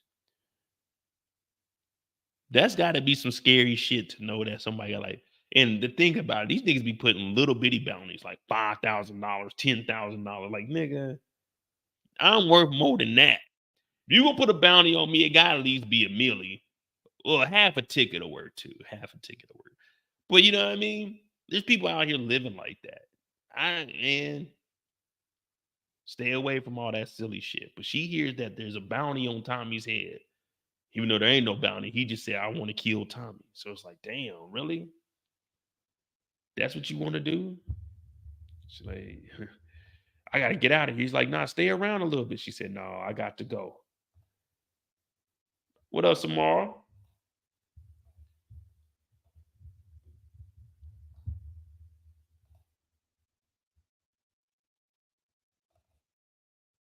Now, Tommy is over here switching out all the phones because at this point, the feds are watching. But, hey, who is that girl back there? Who is she? When did she join the organization? Oh, we got to get a close up. We got to see who this lady is.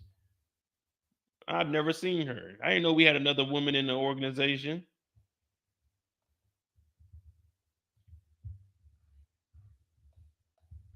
You need to speak up and introduce yourself. We ain't never seen you. Who are you? And this is all the bricks they got? 2, 4, 6, 8, 10, 20, 22 bricks. That's it?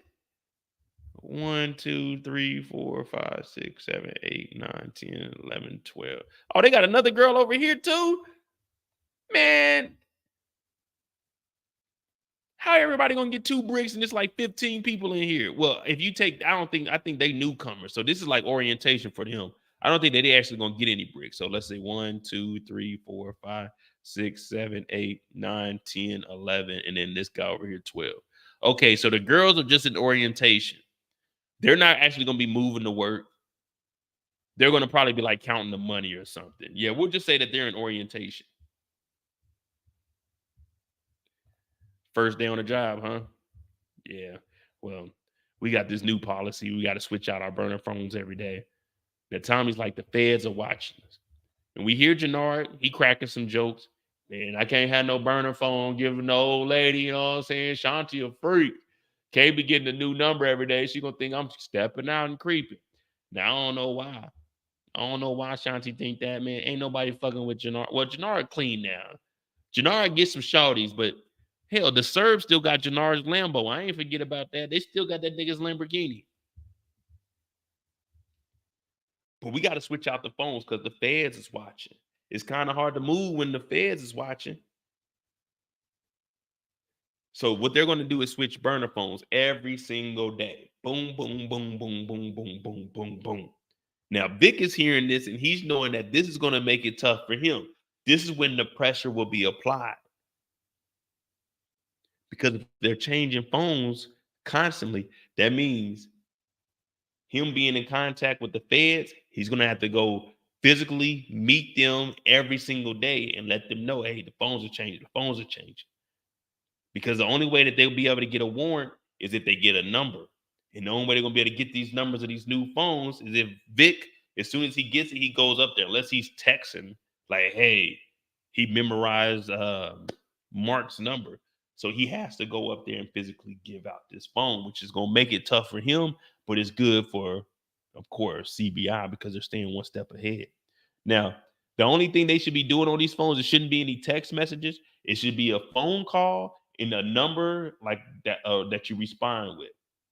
You see what I'm saying? And if it is a text, don't save any numbers. Never save any numbers. If you're going to text, don't text words. Just like you already know, you got a pre-decided number. You know, when you call, you press 1 to save, 7 to delete. You see what I'm saying? You know, when you text message come through, we moving that word. You put a 1, put a 7. Now, I'm not saying do this. I'm just saying. I'm not saying or encouraging. I'm just saying. But even Diamond steps up and he's like, nah, man, fuck all that. There's a rat in this organization. Now, Tommy thinks it's Jenard. And that's because Vic handed over the whole Flynn operation. Vic handed over Claudia, said, do what you want. So for Tommy, he's looking like, nah, if you're doing all of this, you got to be loyal. You really do got to be a crooked motherfucker to give up your whole family and your operation just to turn somebody in. So for Tommy, he's looking at it like, nah, Vic is young. Vic wants to be down with CBI. Vic wants to make some money. But see, Tommy is blinded because of this. Tommy is blinded because of this. Tommy got his daddy blood. He got that Teresi blood. You know what I'm saying? He got that Kate blood. You know how they feel when it comes to us. You know what I'm saying? They want his, well, yeah, Kate left her whole kid because he was black. But yeah, Tommy's kind of blinded. So for him, he's like, nah, not Vic, not the great white hype. You know what I'm saying? But Jenard, oh yeah, Jenard is snitching. And Diamond's like, hey, nigga, that's my brother, bro. No, he ain't doing none of that. He ain't doing none of that. But see, what Vic is doing, that's that manipulation. But he ain't really manipulating because, I mean, it true to the definition, yes. But it's really him being scared. And this is what people say. I'd rather someone, what is it? I'd rather someone fear me. No. You don't want nobody to fear you because if somebody fear you, they'll kill you. You'd rather have someone respect you than fear you. You see what I'm saying? Because when someone fears you, they'll do exactly what Vic is doing. They'll get your ass jammed up. They'll do any and everything they can to get you up out of here because they are scared of what is to come. So for Vic, hey man, whatever the feds need, we're going to make it happen.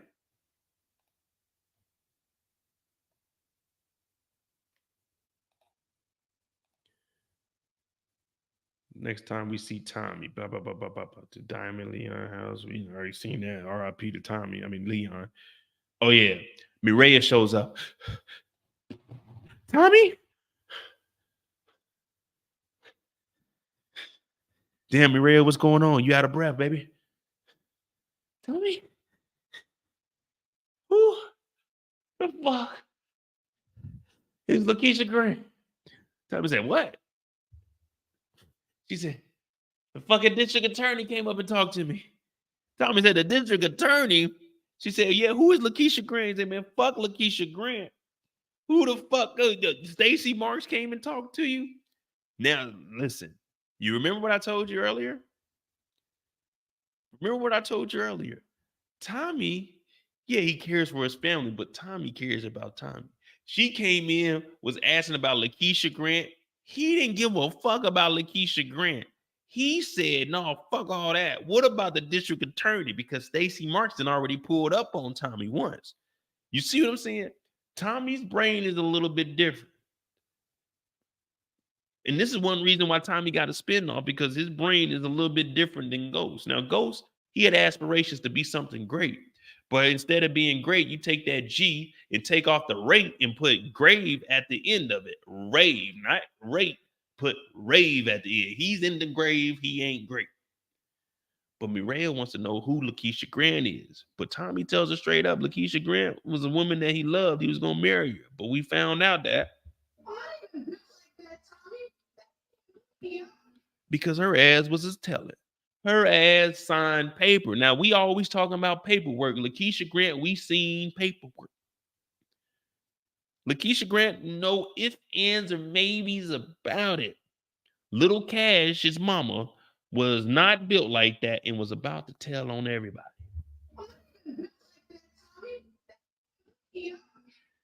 Yeah, he may have loved Lakeisha. Well, he loved Mireille now. He loved Mireille now, and just like I said with Leon, Tommy basically said, man, fuck Cash.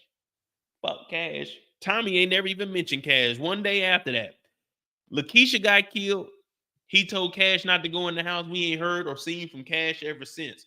I thought Tommy was a good man. They keep making us believe that Tommy is about family. Tommy is about making it happen. And he ain't sent no money back to Cash. He ain't did nothing for Cash. For all we know, Cash is getting his ass whooped. We don't know what the hell that happened to Cash. Tommy done left that boy out there. No mama. Tommy didn't influence Lakeisha. Lakeisha ass wasn't paying no attention to Tasha. Because that's what happens. When you number two, when you Robin and you try to be Batman, you get killed. It's just that simple. You get killed. You see what I'm saying? Lakeisha should have stuck to the hand-me-downs. She wasn't ready for the game. And Tommy told Mireille, she wasn't built like that. She wasn't built for the game. But remember, unlike Mireille, whose brother is bigger than what Tommy is, and Tommy's trying to get to that level, Lakeisha thought she was running things. Lakeisha went in there and was talking to 2-Bit and Spank like she just been in the organization since 2014 when the season first started. But no, when you ain't built like that, you are not qualified. I can't go down to the fire station right now and say, hey, I want to be the fire chief. I can't. Because why? I'm not qualified. I ain't built like that. But Keisha thought she was bigger than what she was. And the thing is, when you in the program, you got to get with the program. You can't be in the program and not get with the program. You see what I'm saying? You can't go to a graduation and open up the program and think they're going to jump to the very end. You got to get with the program, nigga. We got the opening ceremony. Mo got to give a speech. You know what I'm saying? You got to go with the program. You can't be in the program and think you're going to do your own thing, because they always teach us in sports, ain't no one bigger than the team. No one bigger than a team. And what did Keisha do? She went off on her own, was trying to make plays. She went and made a deal behind Tommy back to tell on Tommy, to tell on Tasha, to tell on Ghost. We wouldn't have had no spinoffs. We wouldn't have had no spinoffs. But what did Mireille do? When she found out that her own brother, flesh and blood, was about to kill Tommy, she told Tommy.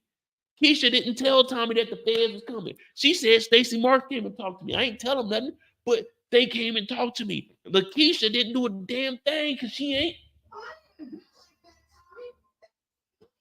She had to go. Keisha was about to be a downfall to everybody. We talking about spinoffs and which one is better, and we waiting for Raising Canaan. All we would have had was Raising Canaan, because Keisha would have told on everybody. Tariq wouldn't have made it out of school because Effie didn't already told on him. Tasha would have been in jail. Wouldn't no one been able to step up for Tariq. Tariq wouldn't have had no inheritance because Ghost would have been in jail and not dead and have a will, and we would have lost everything if Lakeisha Grant would have went down there and told Blanca everything she knows. Lakeisha Grant was bad for business. We had to get rid of her. Tommy didn't shed a tear because he knew that if she was really snitching, like Tasha said, she had to go. She had to go.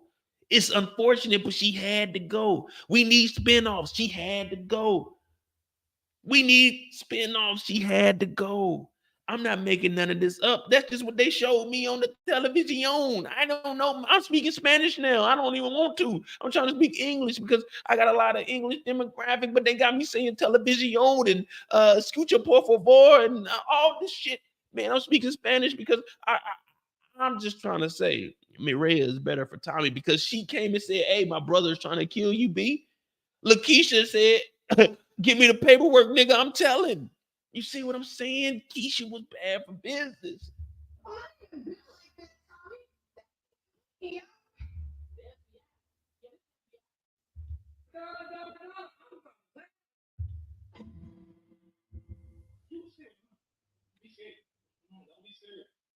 Lakeisha Grant was bad for business. And I'm saying all that to let Mireya know Keisha had to go, baby. You here. You what I need in my life. I would never lie to you. That's something I can't do. The way my heart beats for you, it's a heart sweat, baby.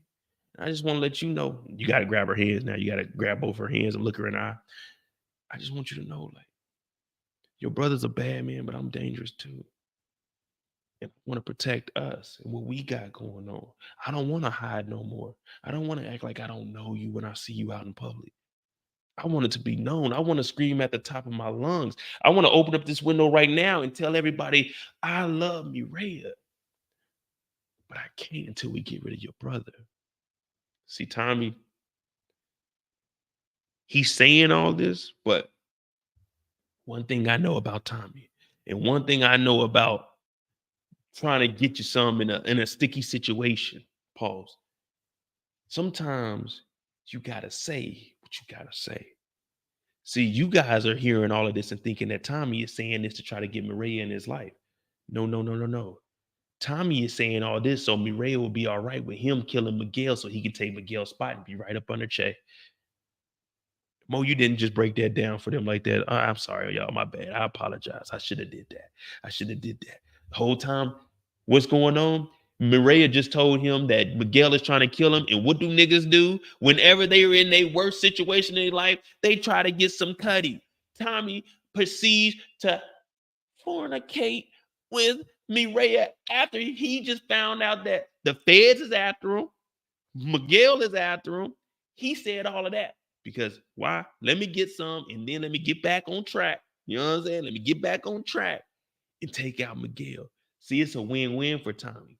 We all thinking that Tommy's doing this just for Tommy. But right now, we in the brain of Tommy Egan. And I'm telling y'all, this is all a play. This is all a play. Yeah, he likes Mireya, but he likes being in the dope game even more. He likes being in the dope game even more. Exactly, Queen. Mireya didn't want to be in the game. She didn't want no involvement in this. Remember, she didn't even know how to drive, allegedly. Mireya is actually in this thing. Remember, she said, I've never been protected my whole life. So she already knew what it was when she was messing with Tommy. She just wanted to get him up under her brother. Now, the safe bet was the doctor. But we seen that regular life ain't going to work because of who her brother is. And now she's looking at Tommy like, fuck it. Now, for some strange reason, she done got turned on because Lakeisha Grant then got knocked. You see what I'm saying? For some strange reason, she found out. She came over here upset. Who is Lakeisha, Tommy? He's like, what? This nigga was like, oh man, I loved her. She wasn't built for the life. It's just hard for me, Mireya, when I'm the way I live and just trying to find someone that actually cares for me. Lakeisha, she was there for me, but unlike you, she wasn't built like that. She didn't have the right qualities to be in this life and be involved with it. But you're different. I know with you'll be able to hold it down and you just know the ins and outs. See, Tommy, this is all a play for Tommy. He just walked himself into some. She came over there mad. Tommy talked his way out and was like, "What you say about the feds?" She like, "Oh, don't take that call." She just threw herself at Tommy. Ain't that something, man? All my years of living, Tommy had Lakeisha. I ain't into Holly.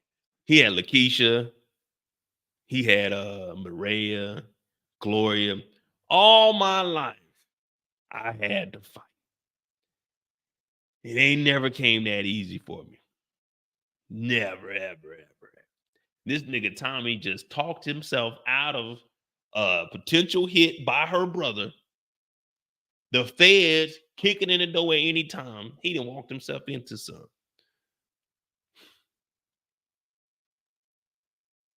I've been living life wrong, man. I get on here and criticize Diamond. Whole time it's me. It's me, y'all. It's me. Damn it. It ain't y'all, it's me, man. I just ain't got the juice no more. Well, Maria just told him that, man, it's a potential hit on the way, nigga. You better lay low. You know what I'm saying? You better lay low. What did Whitney Houston say? You better lay low. You better lay low. All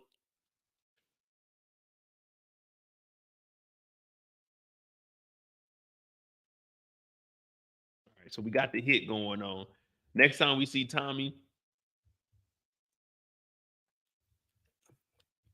Miguel, the grandma, they come up with the plan. Oh, well, we're just going through the story.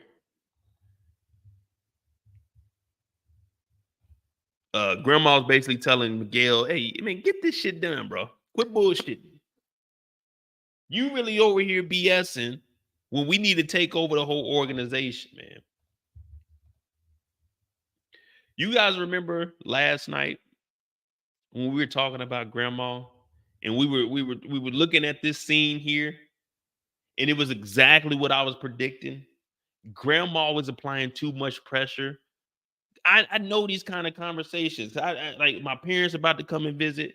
Like I'm gonna be going to work. When I get off work, they're gonna be asking me shit. I ain't gonna be trying to hear that shit. Like, man, look, I'm about to go get on the live. I'm about to go talk to the people. Y'all can enjoy, do what y'all got to do, but I ain't trying to hear that shit. I ain't trying to talk about no work. Oh, you're doing a wonderful job. Like, hey, look. I'm straight, all right? So I know what Miguel is going through. I know exactly what Miguel is going through. But grandma's telling them, nigga, you better step up and make some shit happen. Because that gringo, he owned it. So we were dead on. Who looks better, Gloria Mireya? Oh, I like Gloria. Gloria, R.I.P. to Gloria. You know what I mean? Before I knew who Gloria was, she liked one of my pictures on Instagram way back in the day, like 2017. I didn't even know who she was back then. She done blew up on me. I reached out to her, ain't heard back from her. I cry myself to sleep every single night, knowing what it could have been. If only I would have shot my shot in 2017, we could have probably had some little Mo and Glorias running around, but I just didn't know. I dropped the ball, y'all, and I'm just talking shit about Tommy. I had an opportunity. I didn't shoot my shot. I was riding the pine paws.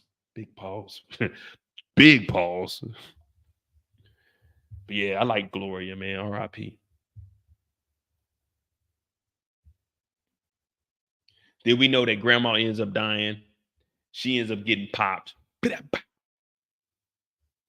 R.I.P. to the loved ones. You know what I mean?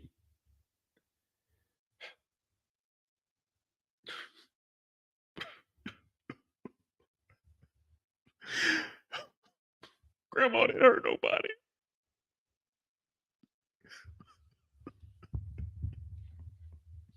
Why would they do this to grandma?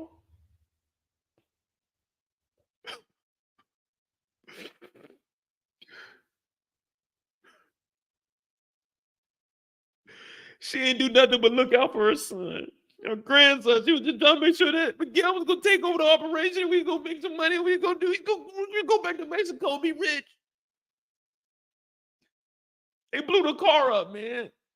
Why would they do that to grandma?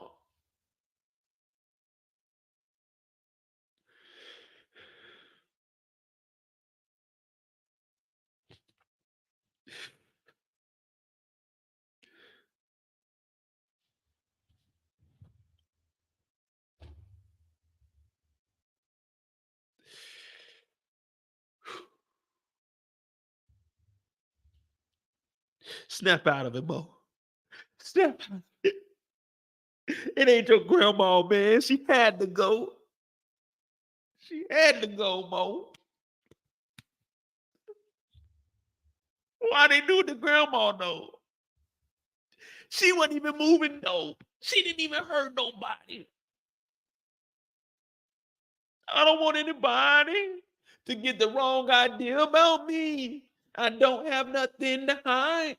I want the world to see. Grandma was a good lady. But this is Tommy's story, and we don't give a fuck. Grandma up out of here. Grandma is out of here. All I can say is, look how they did Grandma.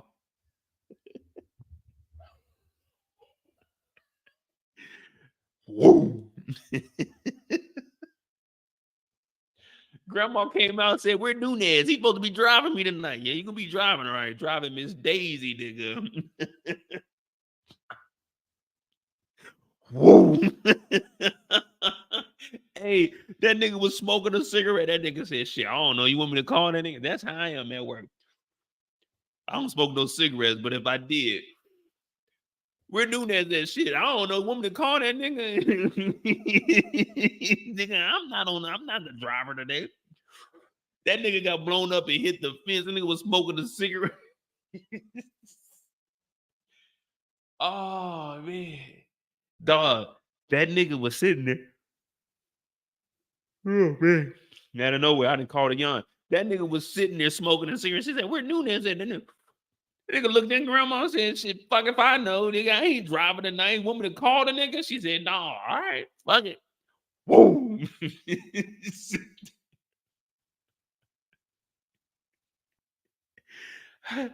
So when we seen the teaser for the season, I thought this is some shit that Tommy did, like maybe in like episode 4 or 5. Turned out it was grandma.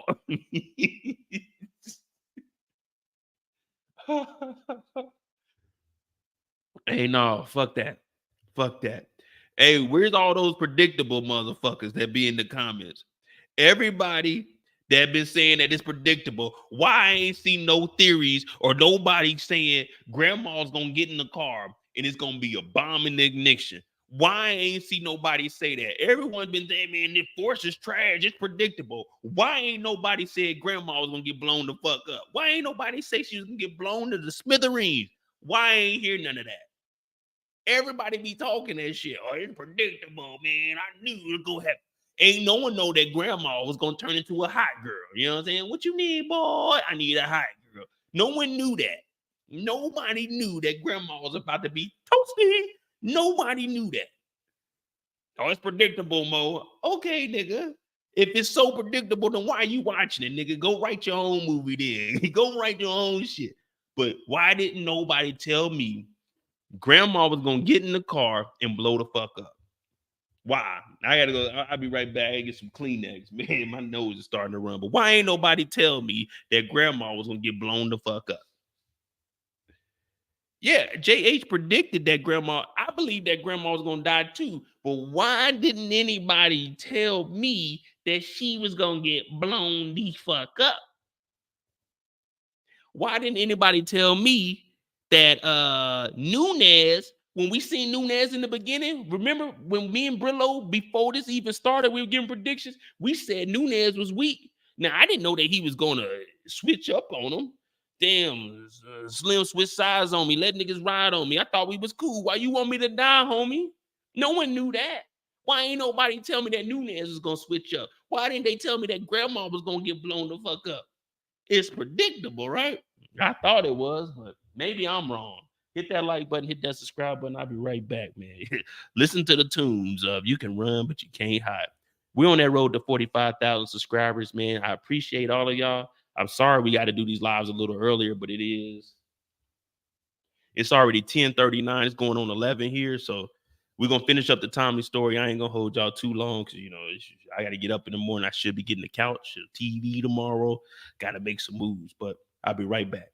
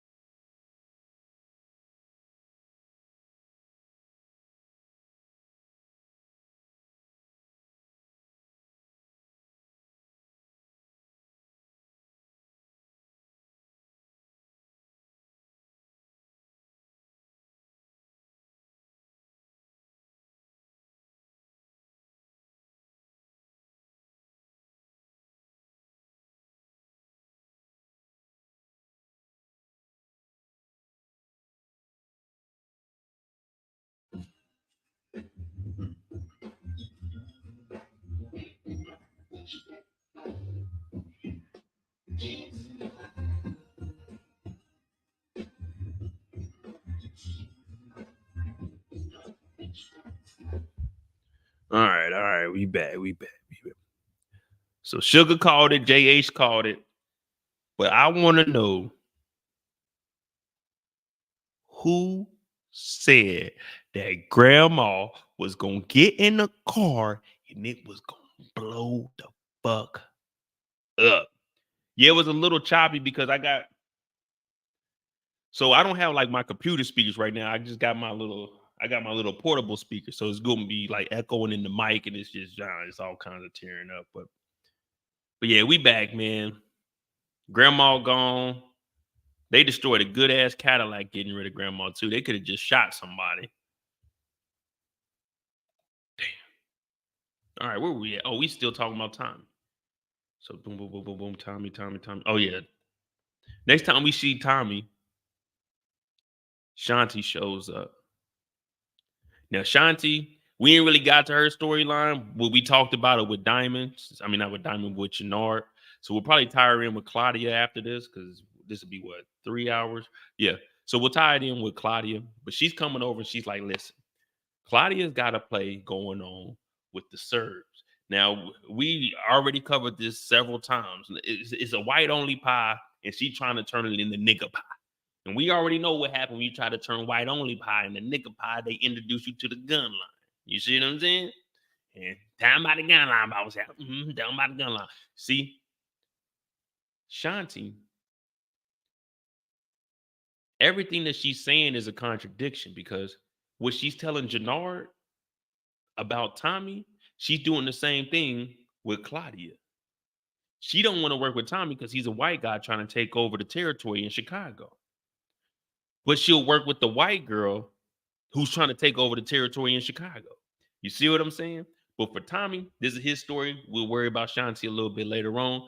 Hey, she throwing back them beers. She might need to slow down a little bit because Tommy's like, listen, you aren't in CBI no more. We got to make people believe that we're ops. Now, this is a play for Tommy. What did I tell y'all? Tommy wakes up and figures out how can he take over something. So with her being an op now, even though she's still with them, her moving with the Serbs in the Flynn, this would be an easy takeout. Anybody in the organization of CBI can take Shanti out because he told her to make everyone believe that, hey, we aren't together. We aren't working together. So this is just one way of Tommy keeping her at an arm's distance. Now, she thinks she's smarter than Tommy, but I read this play the whole way through. Tommy's using her to watch for Claudia and what the Serbs are doing because he's trying to take out Mirkovic in order to, move on up the ladder, pass up Miguel. Shanti, man, Tommy already knows what's going on. Because remember, at this point, Tommy doesn't know who the rat is. So for Tommy, he's already thinking it's Jenard. Who does Jenard run with? Shanti. Put 2 and 2 together. If he's already assuming that it's Jenard, I got to keep his girl away also. See, it's just little stuff like that I be watching and I'm like, okay, Tommy, that's a good move right there. But if we can make it seem like we're against each other, it's kind of the same thing like what Claudia was doing. Remember when Claudia told the Serbs, she told Mirkovic that Jenard was playing them because Jenard was working with CBI when they really weren't working together. It's all a play here. This is what the streets do. That's why I say, why ask for $500,000 when you can ask for 1.5 and just play them off on the other meal? And hey, you're just gonna have to finesse that 500 and make it happen. You see what I'm saying? But that's all a part of the game. What up, RD? That is a ghost move. That's a ghost move. See, Tommy's smart. He's been learning. He's been learning. He's applying that. And that's all learning is. Basically, when you learn something, you really don't. The word learning is really just memory. It's really just memory. If you can memorize something and you done learned it. I know when I press this power button, I learned that pressing this power button turns on my computer. I memorized. Let me press that. Let me press that. Now I got a fucked up memory. So sometimes y'all got to remind me things. But Tommy ain't bullshitting. Tommy knows what's going on. And don't nobody guzzle a beer like this. Yeah. That nigga Tommy drinking his beer like this.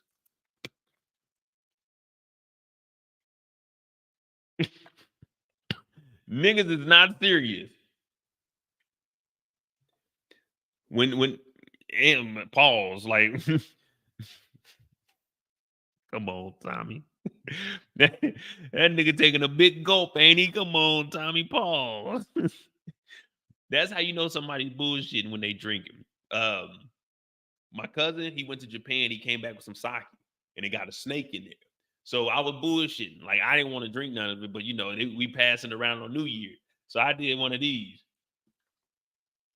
I wasn't really drinking shit. That's what Tommy doing. Tommy over here.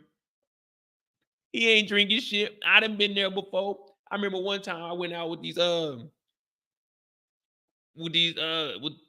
who were they? It was a couple I worked with. When we went, I think we were in Montana and we went out to drink and they ordered some shit. I took a little sip of it. Like, oh, this shit nasty. It's a motherfucker, man. So the whole night I was just like acting like I was drinking it. Man. I had went over, they had like a what you call it?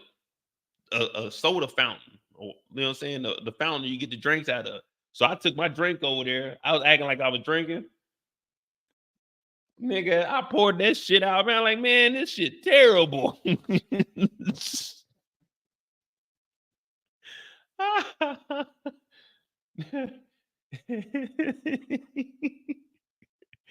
I think I was only like, I think I had just turned 21. We was on the road too, so we was in Montana. But yeah, they had got us some drinks. Man, that shit was terrible. I went over there, I poured that shit out. Put some drink in there, man. Fuck that. But I bought them the next drink, you know what I mean? Because I felt bad that I wasted their money. I don't.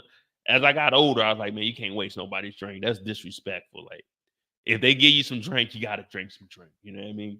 But be cautious. You know what I'm saying? Don't just accept drinks from strangers and be responsible. But Tommy ain't paying no attention to this shit. And now he got Shanti as an op now.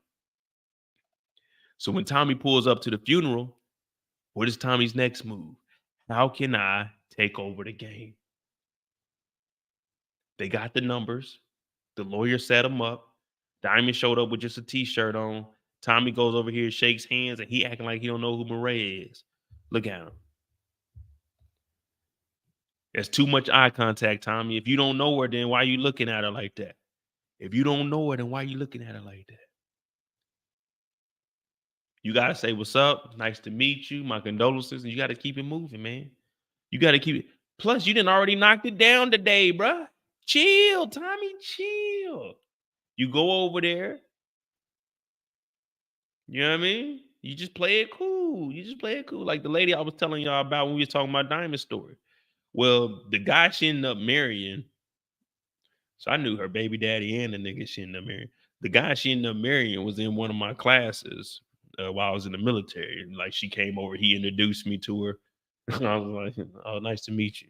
But yeah, you just play it cool. We knew each other, but shit, we weren't letting him know. You know what I mean? Just like, man, he's a good kid, man. They went on, I think they had 3 kids together. Me and him, we friends on Facebook, but they went on and had like 3 kids. He's a good kid, man. Well, he's a man now, but you know, he's a good kid back then. But yeah, you just don't. Oh, nice to meet you. And you just keep it moving. See, Tommy, he doing too much. He doing too much, and they in the game. I already been telling y'all how so anxious. Meet me at 11:30. I love it when you're talking dirty. Said I'm so anxious. That's how Tommy's looking at her. No, you gotta chill. You gotta be cool. My condolences to y'all. You don't even direct any of the conversation to her. You gotta act like you don't even know her like that. You talk to Miguel and you get up out of there. You already gotta play it cool because Diamond came in here with a fucking t-shirt on. We over here coming to grandma. Grandma just got blown up. They turned grandma into a hot pocket. Grandma is gone. Ain't no coming back. It ain't no Pop Tart. It's a Pop Tart if you left it in there too long. You know, you put it in the toaster. You put a Pop Tart in the toaster. You're supposed to put it on like 2 or 3, maybe a 4, but you gotta watch it. You can put that motherfucker on a 6. You step away, come back into the kitchen. It's smoky as hell in there. That's how they left grandma. That's how they left grandma. Grandma was toasty. You already know this is a closed casket. Oh yeah, smelling like burnt bacon up in here. No, you can't have grandma body showing. Grandma closed casket. Mm-mm. Ain't no way. Ain't no way you going in there, grandma still smoking. Damn. Like, who the fuck is this? This y'all grandma? I don't know if y'all got the right body or not. I thought grandma was a little fair skinned. This body black as a motherfucker. Whose body is this? Like it ain't nothing. Man, that motherfucking car blew up. That car blew up. She went out the sunroof. She went out the sunroof. What that nigga Tyrese say in Fast and Furious? Ejecto seat, cuz that motherfucker blew up grandma. Wee! Out the sunroof. Leg over there. Like, damn, grandma. Fuck that. I'm just trying to tell y'all, man, this is a closed casket. Ain't shit. My condolences, but nigga, I ain't gonna lie. Hey, y'all need to open a window in this motherfucker. It's smelling funky. This is not the recipe that grandma was trying to teach Mireya before she dipped out. This is not the recipe. Let me get out of here, man. All right, man. My name is Mo, man. I'm out. I'm out, man. I'm leaving the church, man. I can't, man, I can't barely breathe in here, bro. No, man. Hell no. I gotta get about this church, bro. Whew. Hey, my condolences, Miguel. That nigga Tommy said I gotta go in the back, bro. I ain't gonna lie. Oh man. Oh, my stomach. Oh no, hey, my condolences to both of y'all, man. I hope y'all get better or whatever you do after. I don't even know where y'all go after this, but we're gonna head on to the back. So he goes to the back and he talks to Che. And Che is like, business can wait. But initially, business was business. But Tommy's like, listen, I want Mirkovic. I want Mirkovic bad. Nigga. I want Mirkovic better than the nigga that tried to kill 50. Because the nigga that tried to kill 50 failed. And now 50 is the man. Bitch, I'm the man. Ho, I'm the man. I'm so glad 50 survived. He's a huge inspiration. He's one of my favorite rappers. And now we got these spinoffs, and Tommy wants to go get fucking Mirkovic. He wants to get even. Whoever did that shit needs to pay.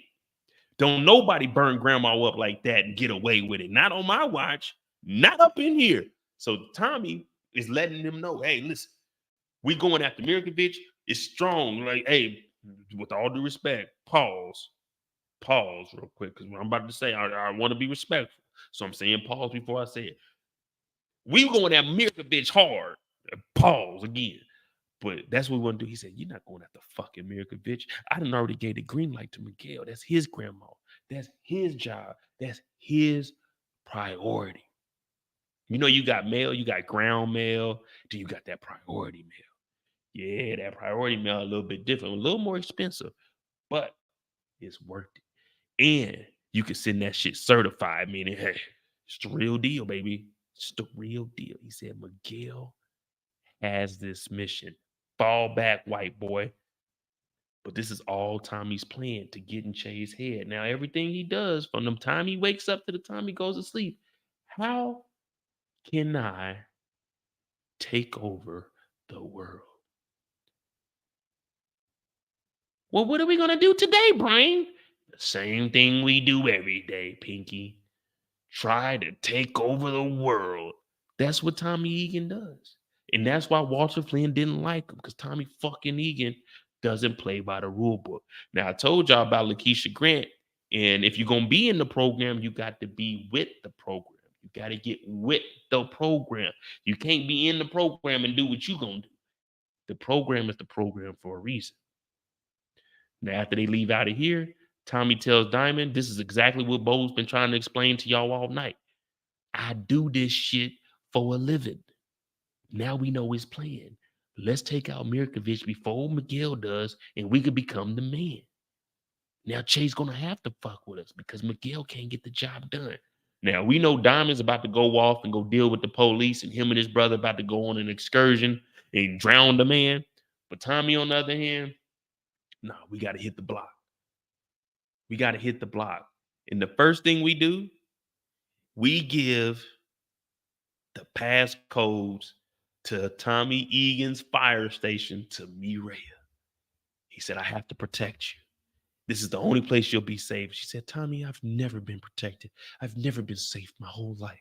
He said, yeah, well, we're going to change that. Here's the passcodes to my house. I said, what kind of shit is this, Tommy?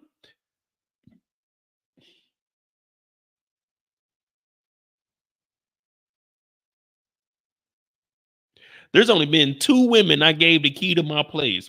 Shout out to my homegirl, Kayla. When we were stationed down in Robbins, she was getting ready to PCS. That's permanent change of station. She was getting ready to go to another base. I gave her my dorm key so she can go back and forth. And she can stay in my room because she had to move out of her dorm, get it clean, and all her stuff was shipped off. So she stay in my room. She could watch the Netflix and shit. Cause you know me, I was in some other dorms. You know what I mean?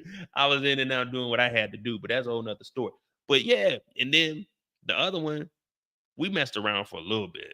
Not Kayla. Kayla's my homegirl. But the other girl, yeah, we messed around a little bit. But she only had my key for like 1 or 2 occasions. I think she had to drop something off because I had something at the post office. But after that, I mean, give me that key. Man, give me the key. Give me the key. Give me the key. I be in here sleeping. Hear my door open. I get the fighting. I don't know who then came in the door. Man, hell no. But Tommy gave all the passcodes to Maria. And he said, I want you to be safe. It's a true gentleman. That's a true gentleman right there.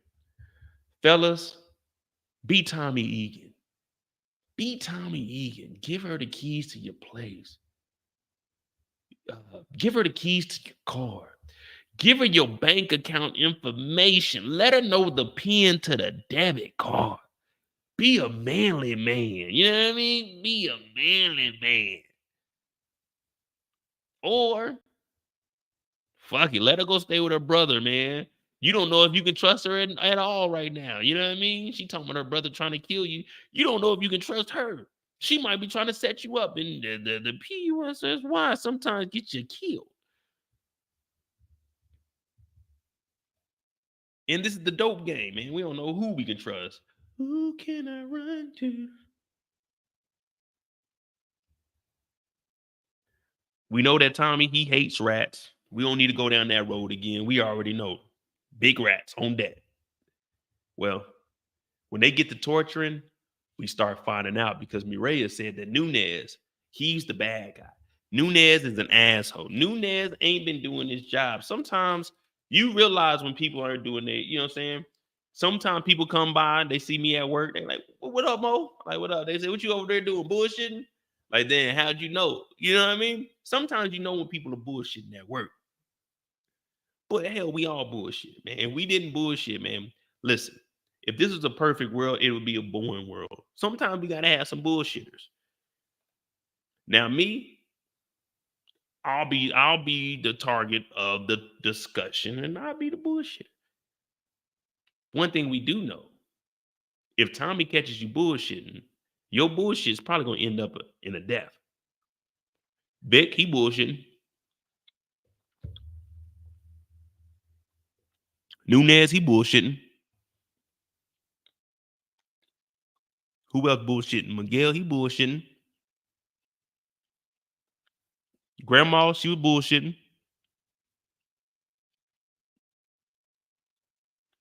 Lakeisha Grant, she was bullshitting. Harley, she was bullshitting. Ghost, he was bullshitting. Mecca, he was bullshitting. You see what bullshitting do in the Power Universe? Bullshitting, and it sucks. It sucks because we just went over the administrative group. If you're in the administrative group and you do your job, you die. If you're not in the administrative group and you bullshit, you die. See, it's different rules for different characters. If you're in the administrative group, if you do your job, they kill you. You gotta bullshit if you're an officer or an attorney with the state or with the feds. But if you in the dope game, you gotta do your job. Because if you bullshit, then they kill you. See, it sucks. It's a double standard, but that's just the way it is. It's just the way it is. You either on your JO or you're getting killed. You either bullshitting or on your JO, but you'll get killed. So there's really not too many options in the Power Universe. Like I said, we ain't even seen Big Smurf. He burnt up. Now Tommy's over here asking questions, and we thought that Nunez was gonna hold it down. But let me tell you something. A knife to the back of your noggin, trying to get rid of a tattoo on the back of your head.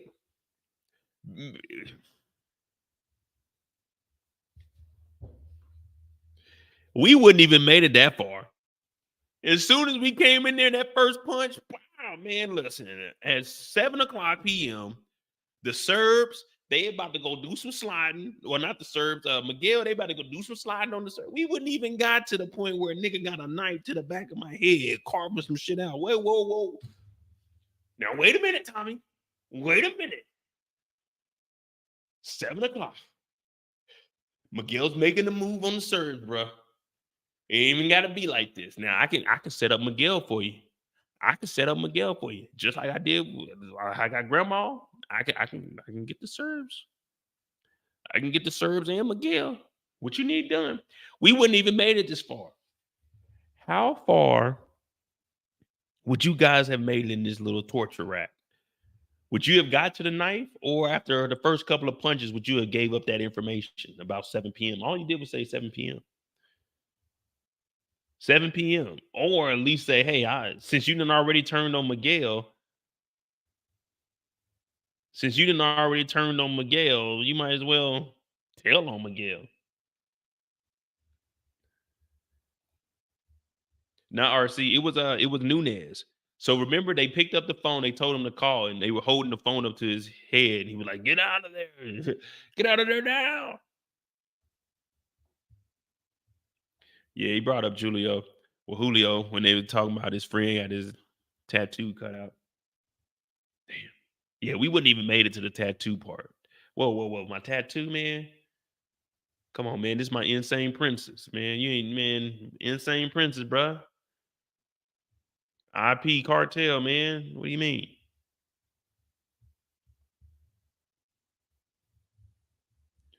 Oh, man. Kendall said she'd have passed out, man. Not me, man. I'd have been a G. I'd have been a G. Y'all thought I would have been telling. Well, we end up seeing the Serbs go at it with the cartel. And what? Mirkovic was there holding it down. Of course, he did run because he's the boss man, but he was there. He was holding it down. Put a beam on his head, try to take off a block. Miguel showed up in the cutoff hoodie. Essential. Look at Mirkovic doing his thing.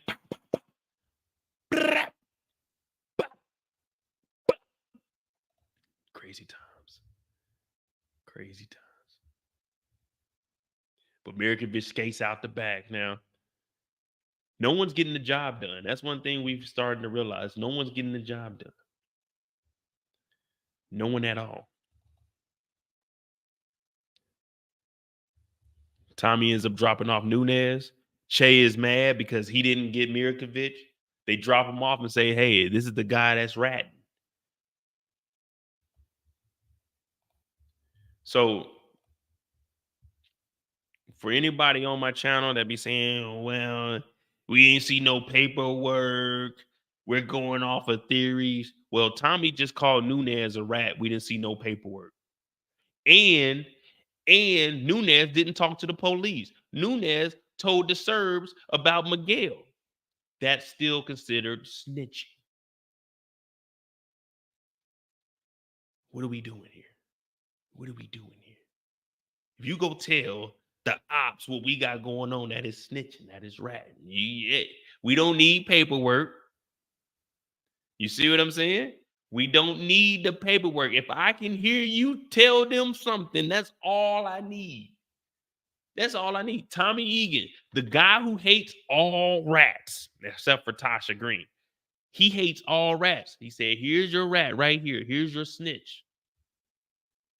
He told Mirkovic about our plans. No paperwork, nobody going to jail. But hey, I'm pretty fair. I apply the same rule to everybody.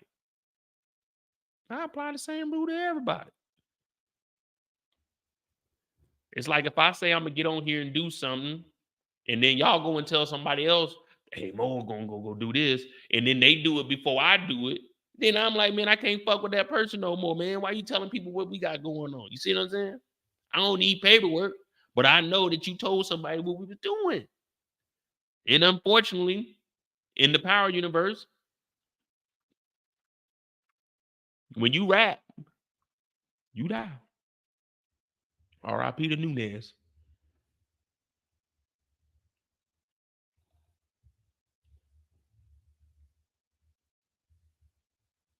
Tommy gets that text message, and we find out that the phone records line up to none other than Victor Moan Jr.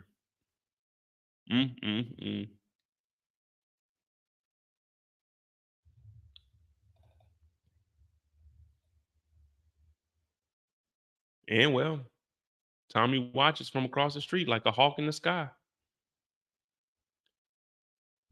It looks like the finale. We're going to have to see if Vic survives. But that is Tommy's story. That is Tommy Egan's story.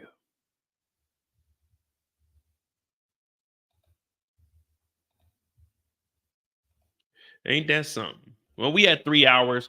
We're going to knock out the Claudia story. And then we don't really need to go through.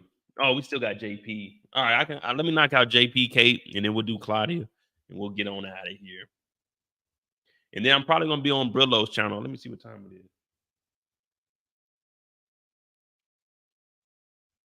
3:07. So 4, 5. Okay, yeah. We'll knock this out in like 15, 20 minutes. I'm gonna take me a little break, and I'm gonna be on Brillo's channel. You know what I'm saying? I gotta show my dog some love. I appreciate all of y'all, man. Make sure you hit that like button, hit that subscribe button. We're gonna talk about JP and Kate real quick. See what the hell they got going on. It ain't much, but you know how it is in the game. Y'all know how it is in the game. Sometimes you get caught up and it's like, man, why Lord, why I gotta be me? Why I gotta have Kate as a mom? Why is Kate my mom? Sometimes you wake up and you think that, why is Kate my mom? I love my mama. Y'all know I be bringing Mama Mo on the channel. She gonna be here, so she might be on a couple of the lives. She ain't gonna be on camera, you know what I mean? So y'all can't put no hits out on my mama. But you know what I'm saying? I'll have her. I think I got another microphone plugged up for her. She'll be off in the cut. I'm gonna have her watching Raising Kanan with me. You know what I mean? I would have my dad on here, but that nigga don't be knowing what you watching. If it ain't Gunsmoke, he ain't watching nothing. But we got JP story. Green 10.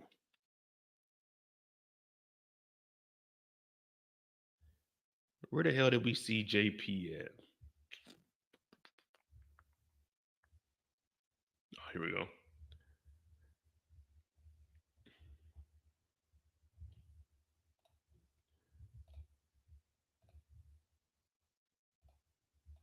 What up, princess? Love from the UK. Hey, I'm probably coming to the UK.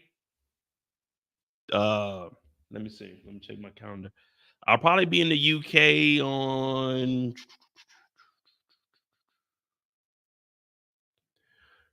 November 24th for Thanksgiving. Well, it's our Thanksgiving. I'll probably come to London Friday the 24th to Sunday the 26th, just so my parents can see it. So I might come up to London for like 2 days. Go to London, take them to Amsterdam so we can go see Anne Frank's house. Take them to Paris so they can see the Eiffel Tower, and then I'll probably do London, and then everything else will probably be local. We could drive to Luxembourg, drive to Belgium. I figure I'll take them just to those spots. They should be all right with those. Now, JP's in the kitchen, seasoning the chicken. Well, he ain't seasoning the chicken. He's about to take out the trash. Now, if you know anything about bottles, bottles get heavy. Bottles get the clanking, bottles get the cracking. Well, there's 2, 3, 4, 5, 6 bottles in this trash bag. Now, unless you got the Glad hefty trash bags, then this regular trash bag that JP got, that's not going to be strong enough. You're going to have to double and triple bag that. You see what I'm saying? You got to get you the Glad trash bags that got the scent on the inside. So when you dump trash in there, it don't get to smell it. See, JP, he ain't got no money, so he don't know nothing about that. And also with the new Don, I got this new Don. I didn't even know it. I ordered some from my brother's house. They got Don that sits upside down and you just squeeze the Don. I said, damn, this is nice.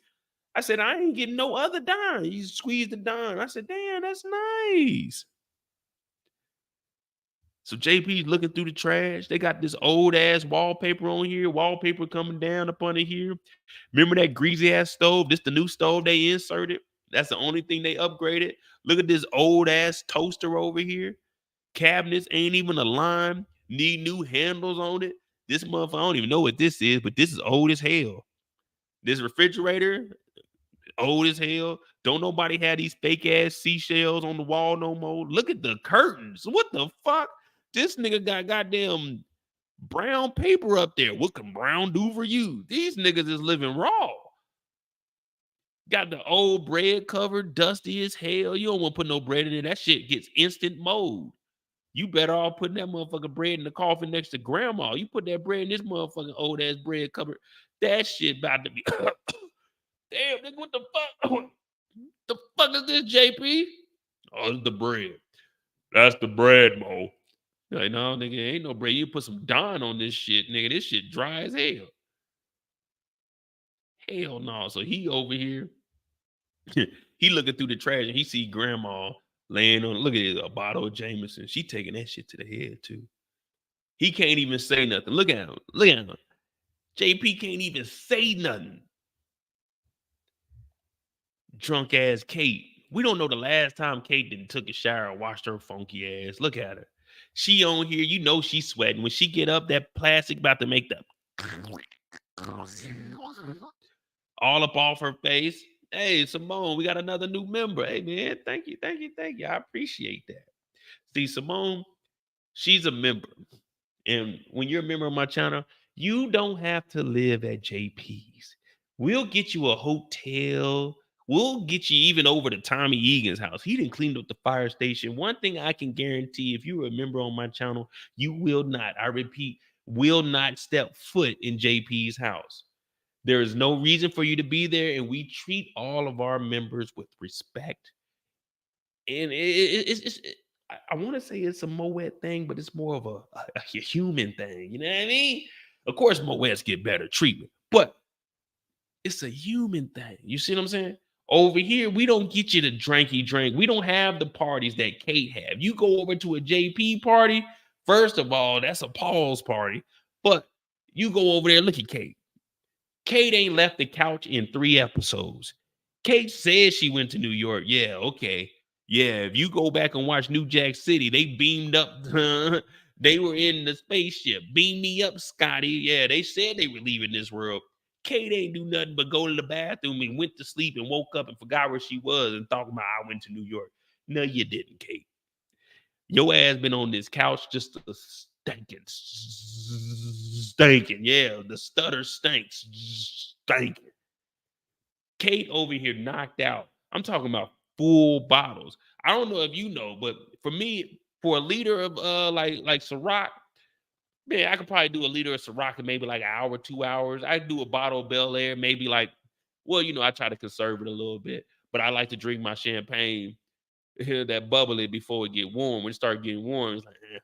So I probably drink maybe like 30 minutes, an hour by myself. You know what I mean? That hen dog, it don't matter. Hen dog, warm, cold, on ice, not on ice, in the air, on a plane. I will not eat green eggs in him, but I will sip some Henny here and here. Kate in here toe up. Plus, we don't even know if she's mixing that drink with some of that white girl. We don't know what Kate's really been doing. So JP's looking at his mom in disgust. And then he gets a phone call. Ring, ring, ring, ring. Hello? Yeah, yes. Can we speak to a John Paul? Yeah, this is John. Well, your son D-Mac has ran away. He's escaped from the school. Well, what are you guys doing about it? Where is he at? Do you have any idea? Well, that's what we're calling you about, sir. We actually lost the little nigga. The little nigga didn't cut his dreads. We have a program here, sir. And if you get in the program, you have to get with the program. And unfortunately, your son, he just didn't get with the program. Well, what does this mean for me? Well, what we're just telling you is that nigga's gone and your payment is due at the beginning of the month. God damn it, Darnell. So now JP is upset because his son didn't fucking escape from the goddamn asylum. He's gone. He's running around, ripping and running the streets. This nigga's mama's a junkie. This nigga's brother is out in the streets, ain't brought no money to the house. Remember season 1, Tommy was dropping off bankrolls. Tommy ain't brought no money to the house. JP ain't cooking up Dahlia no more. The nigga ain't got no job, still in debt. Son's running wild. Man, JP's life is fucking miserable. I don't have any other way to put it. This has to be the worst life we've seen in the Power universe. Even, what was old boy? What was the junkie in Raising Kanan? Used to say D-Tech. What was his name? Sammy? Or Samuel? What's the junkie's name in Raising Kanan? He living better than this, bro. He's living better than this.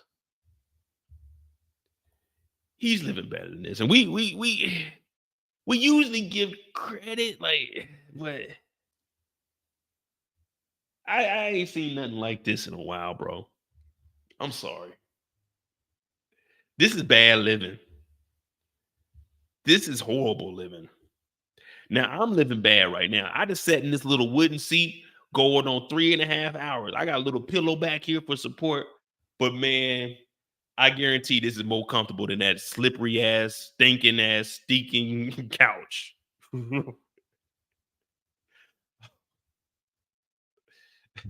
Oh, yeah, sir. And with your son running away, we did have to file a police report. Darnell. Now he got to go find Darnell. We don't know where the fuck Darnell is, but yeah, we do know where Darnell is. He over fucking Marshall's house. Fucking Marshall. Marshall's supposed to be on the block.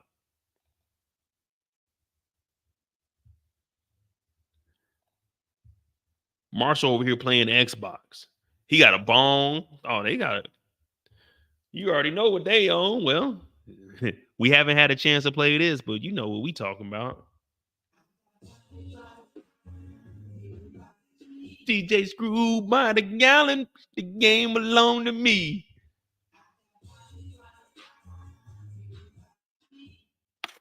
They playing the video game. They kicking it. Right now, what you are seeing, this is what we call, as a young man, this is what we call living the life. You got your feet kicked up. You playing the game. You ain't outside. You ain't at school. You got a little bit of that 20 twin in front of you. You are living the life. A lot of people say this is just downright outrageous. But for me, I say, man, it's good. Like, I'm on this live. Y'all look at everything I did. So the only thing I came over here with when I moved to Germany, I've been here for a month now. I sold everything I had to my name, man. They had me out here looking like JP. But playing the video game is one of the most relaxing things ever. I still don't have any furniture. I don't even have a TV yet. But what do I have behind me?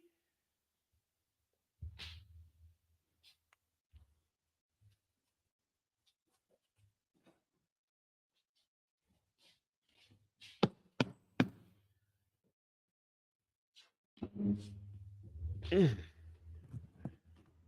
I got my neck pillow. Damn.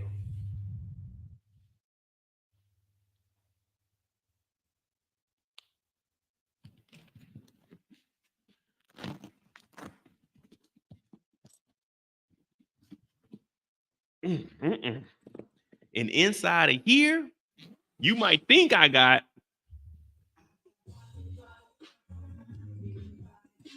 No, I don't. I got this. I got that PS5. I said, look, I'm gonna go over there, I'm gonna start fresh, but I got to have my video game system. They said, Mo, you old as a buff. I gotta say, man, that video game system, it saved me so much money. I get to sit in the crib Dola. I can hook it up to the computer monitors. I can chill. See what these young men are doing, they living the life. In my free, like when I get off of here, what I'm gonna do? Sit around and watch YouTube all day. No, I gotta stimulate my mind a little bit. You know what I mean? I ain't got nothing in the house. But I said, you know what? I'm gonna bring my computer. I'm gonna bring my PlayStation. That's it. I got like some drawers, of course. You know what I'm saying? You always gotta buy drawers. Whenever you get on the plane, always buy fresh drawers. That's one thing I recommend. Whenever you take a trip, always buy fresh drawers. The drawers you got at home are for home drawers. You know what I'm saying? When you go on the road, you need on the road drawers. And then you add the on the road drawers to the at the home drawers. And then next time you go on the road, you got on the road drawers again. Now you got more drawers. You see what I'm saying? And then once every 3 months, to all you funky ass niggas out there, buy some new drawers, man. Don't be wearing them drawers and that elastic giving out now. Come on, man. You gotta have some fresh drawers. You gotta have some fresh draws. Now I ain't gonna lie to you. For work draws is Hanes. But when I step out draws, Calvin Klein, Faux Sache, F-O Sache, you know what I'm saying? Some polo. But work draws, like right now, I got on work draws. I got on Hanes because I'm in the house. Hanging with Mr. Cooper. You know what I mean? I'm not putting Calvin Kleins on to chill in the crib. Calvin Kleins are for when I put pants on. But that's just a little, you know what I'm saying? That's just a little, just from my young players, you know what I'm saying? Just be aware of your surroundings. Just be aware of your surroundings. But they living the life. But outside, you hear hating there. Marshall, I know you're in there. Open the door. He's like, man, is that your dad? Oh, Darnell, what are you doing here, son? Like, damn, D-Mac. Damn, Marshall, like, man, we supposed to be getting some money. Fucking JP coming over here and why did you leave the school? Man, Dad, man, you a deadbeat, man. You got rid of me and you left me this 2 times already. Son, I didn't leave you. Your mom left. She just didn't understand my lifestyle. This is JP talking. This ain't me. My lifestyle is regular. That nigga different. But I didn't leave you. Your mom did. You just don't understand. No, man, that's foul, man. You deadbeat, man. You ain't my dad. And Marshall in the back just like, man, this nigga tripping, bro. We trying to play the video game, man. I'm out here getting money and shit. I'm out here getting money and shit. Marshall ain't trying to hear that shit. Marshall is kicking it in the crib. JP come over here crying and shit, smelling like Kate. But anyway, he gets his son back. I love you, D-Mac. One thing I'll never do is leave you again. I'm going to talk to your Uncle Tommy. Tommy has to understand that I make the decisions for you. I apologize. That's on me. I shouldn't have sent you to that school. Like, damn, JP, that comes from the heart, man. That's what Arthur be saying, y'all. That comes from the heart. Like, for real. That's what Arthur was saying. It's a simple message, and it comes from my heart. That's all it is. I apologize, Jay. I just don't know what I would do if I lose you. Darnell, you're my only son, and the way life has been going, it'll never be right. If you were not with me and you doing what we need to do to survive in these Chicago streets, then I don't feel like I would be successful as a father. Man, Dad, I just don't want to go back to this. I got bruises all on me from this school, Dad. I apologize, son. That's on me. I take full responsibility. Damn, JP. That's real shit, though. For real, for real. That's real shit. You know what I mean? That's real shit.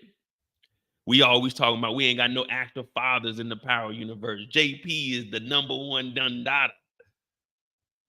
Damn. Did we see JP anymore? Did he? I think he went and talked. Oh, yeah, he went back and talked to Kate, but they wasn't really talking about nothing. Look at Kate. Kate then finally took a shower. Kate? Is that you in there? Get your funky ass out my kitchen, Kate. Oh, JP. D-Mac ran away from school. Now, if you're going to be in his life, you need to get your act together. If you don't get your act together, you're going to have to get your ass out of here. New York sounds good this time of year. Oh, JP. I was just on a binge for a fucking week. You think you know me? You don't know me. You don't. I'm trying to, Kate, but you won't give me and D-Mac a chance. Yes, I called him D-Mac this time because you don't love him enough to call him Darnell. He's just another nigga to you, just like you left me. Oh, don't you do that. Don't you go there with me, JP.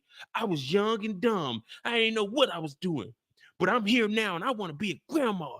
He said, I understand you were young and I forgive you, but you got to get your act together. If not, then you cannot live here. I don't care if this is my grandma's house, not yours, Kate. You can't just move back in with us and do what you want to do. This is not your fucking house anymore, okay?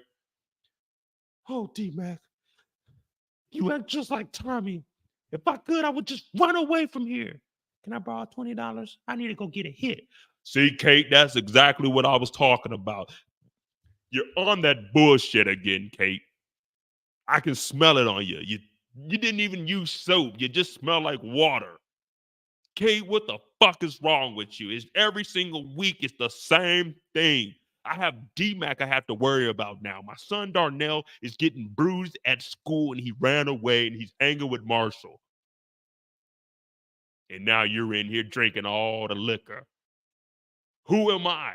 Who am I? Yeah, I'm fucking John Paul, your son that you left. I work hard every day, Kate, and I want some of the Jameson also. It's 2 empty bottles on the fucking table, Kate. When will you share the drink? Oh, JP, you just give me a chance. You know it's hard to shake this stuff. You're talking to me about all of this, and Tommy's the one that got me hooked. Where do you think I get it from? You think I'm some kind of junkie? You think I'm out on the corner selling ass for crack? No, I'm not. I'm getting it from Tommy. Okay. I already have my issues with Tommy. Why are you throwing this in my face now? I'ma handle Tommy when I handle Tommy. And if you want to be in Darnell's life, you need to get right. That's it. Bottom line. Like, damn. This nigga JP is upset, man. Damn.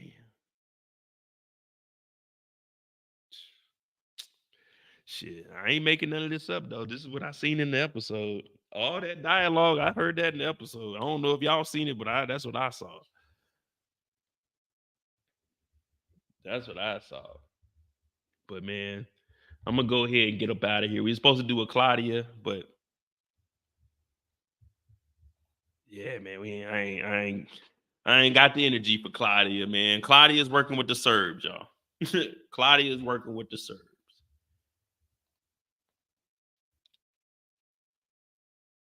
Mm-mm-mm.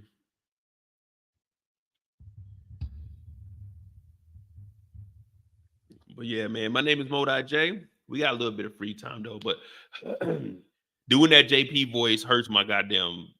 I ain't gonna say my throat pause. My goddamn voice box, man. So I ain't really trying to do too much talking. And I told Brilla I'd join this channel. But hey, man, hit that like button, hit that subscribe button. We on the road to 45,000. Wow, you know, I didn't think we was gonna get there, but we got a little bit of free time before I get on there. Let me tell Brilla to send the link.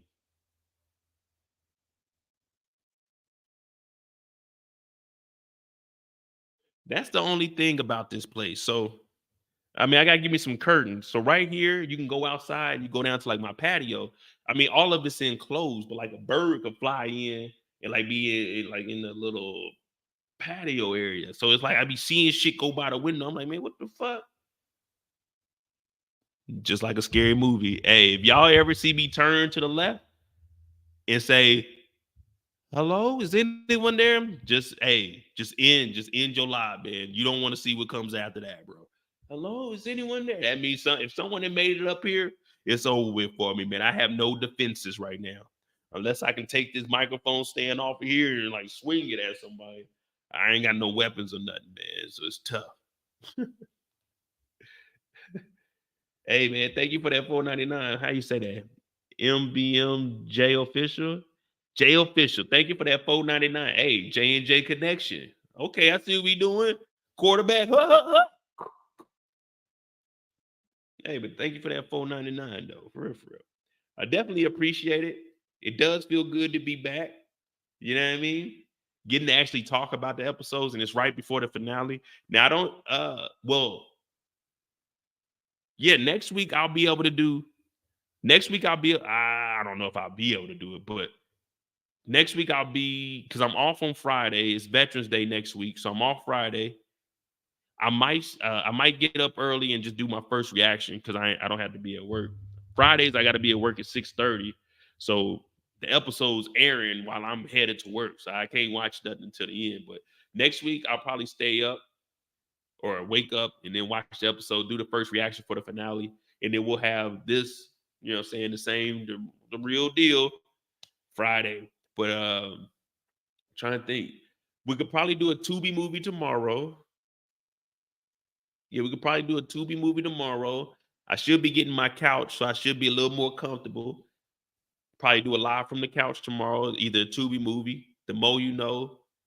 I got interviews on the way for the Tubi movies. The Mo You Know, we got that coming up. We're gonna be doing articles. I got a couple of cast members that I'm trying to get on from Raising Canaan. You know, we trying to work our way up to get, you know what I'm saying, young Canaan on here. You know what I mean? So I'm trying to make that happen. So once the season drops, we'll have, you know what I'm saying, some of the characters on here like we did Big Smurf.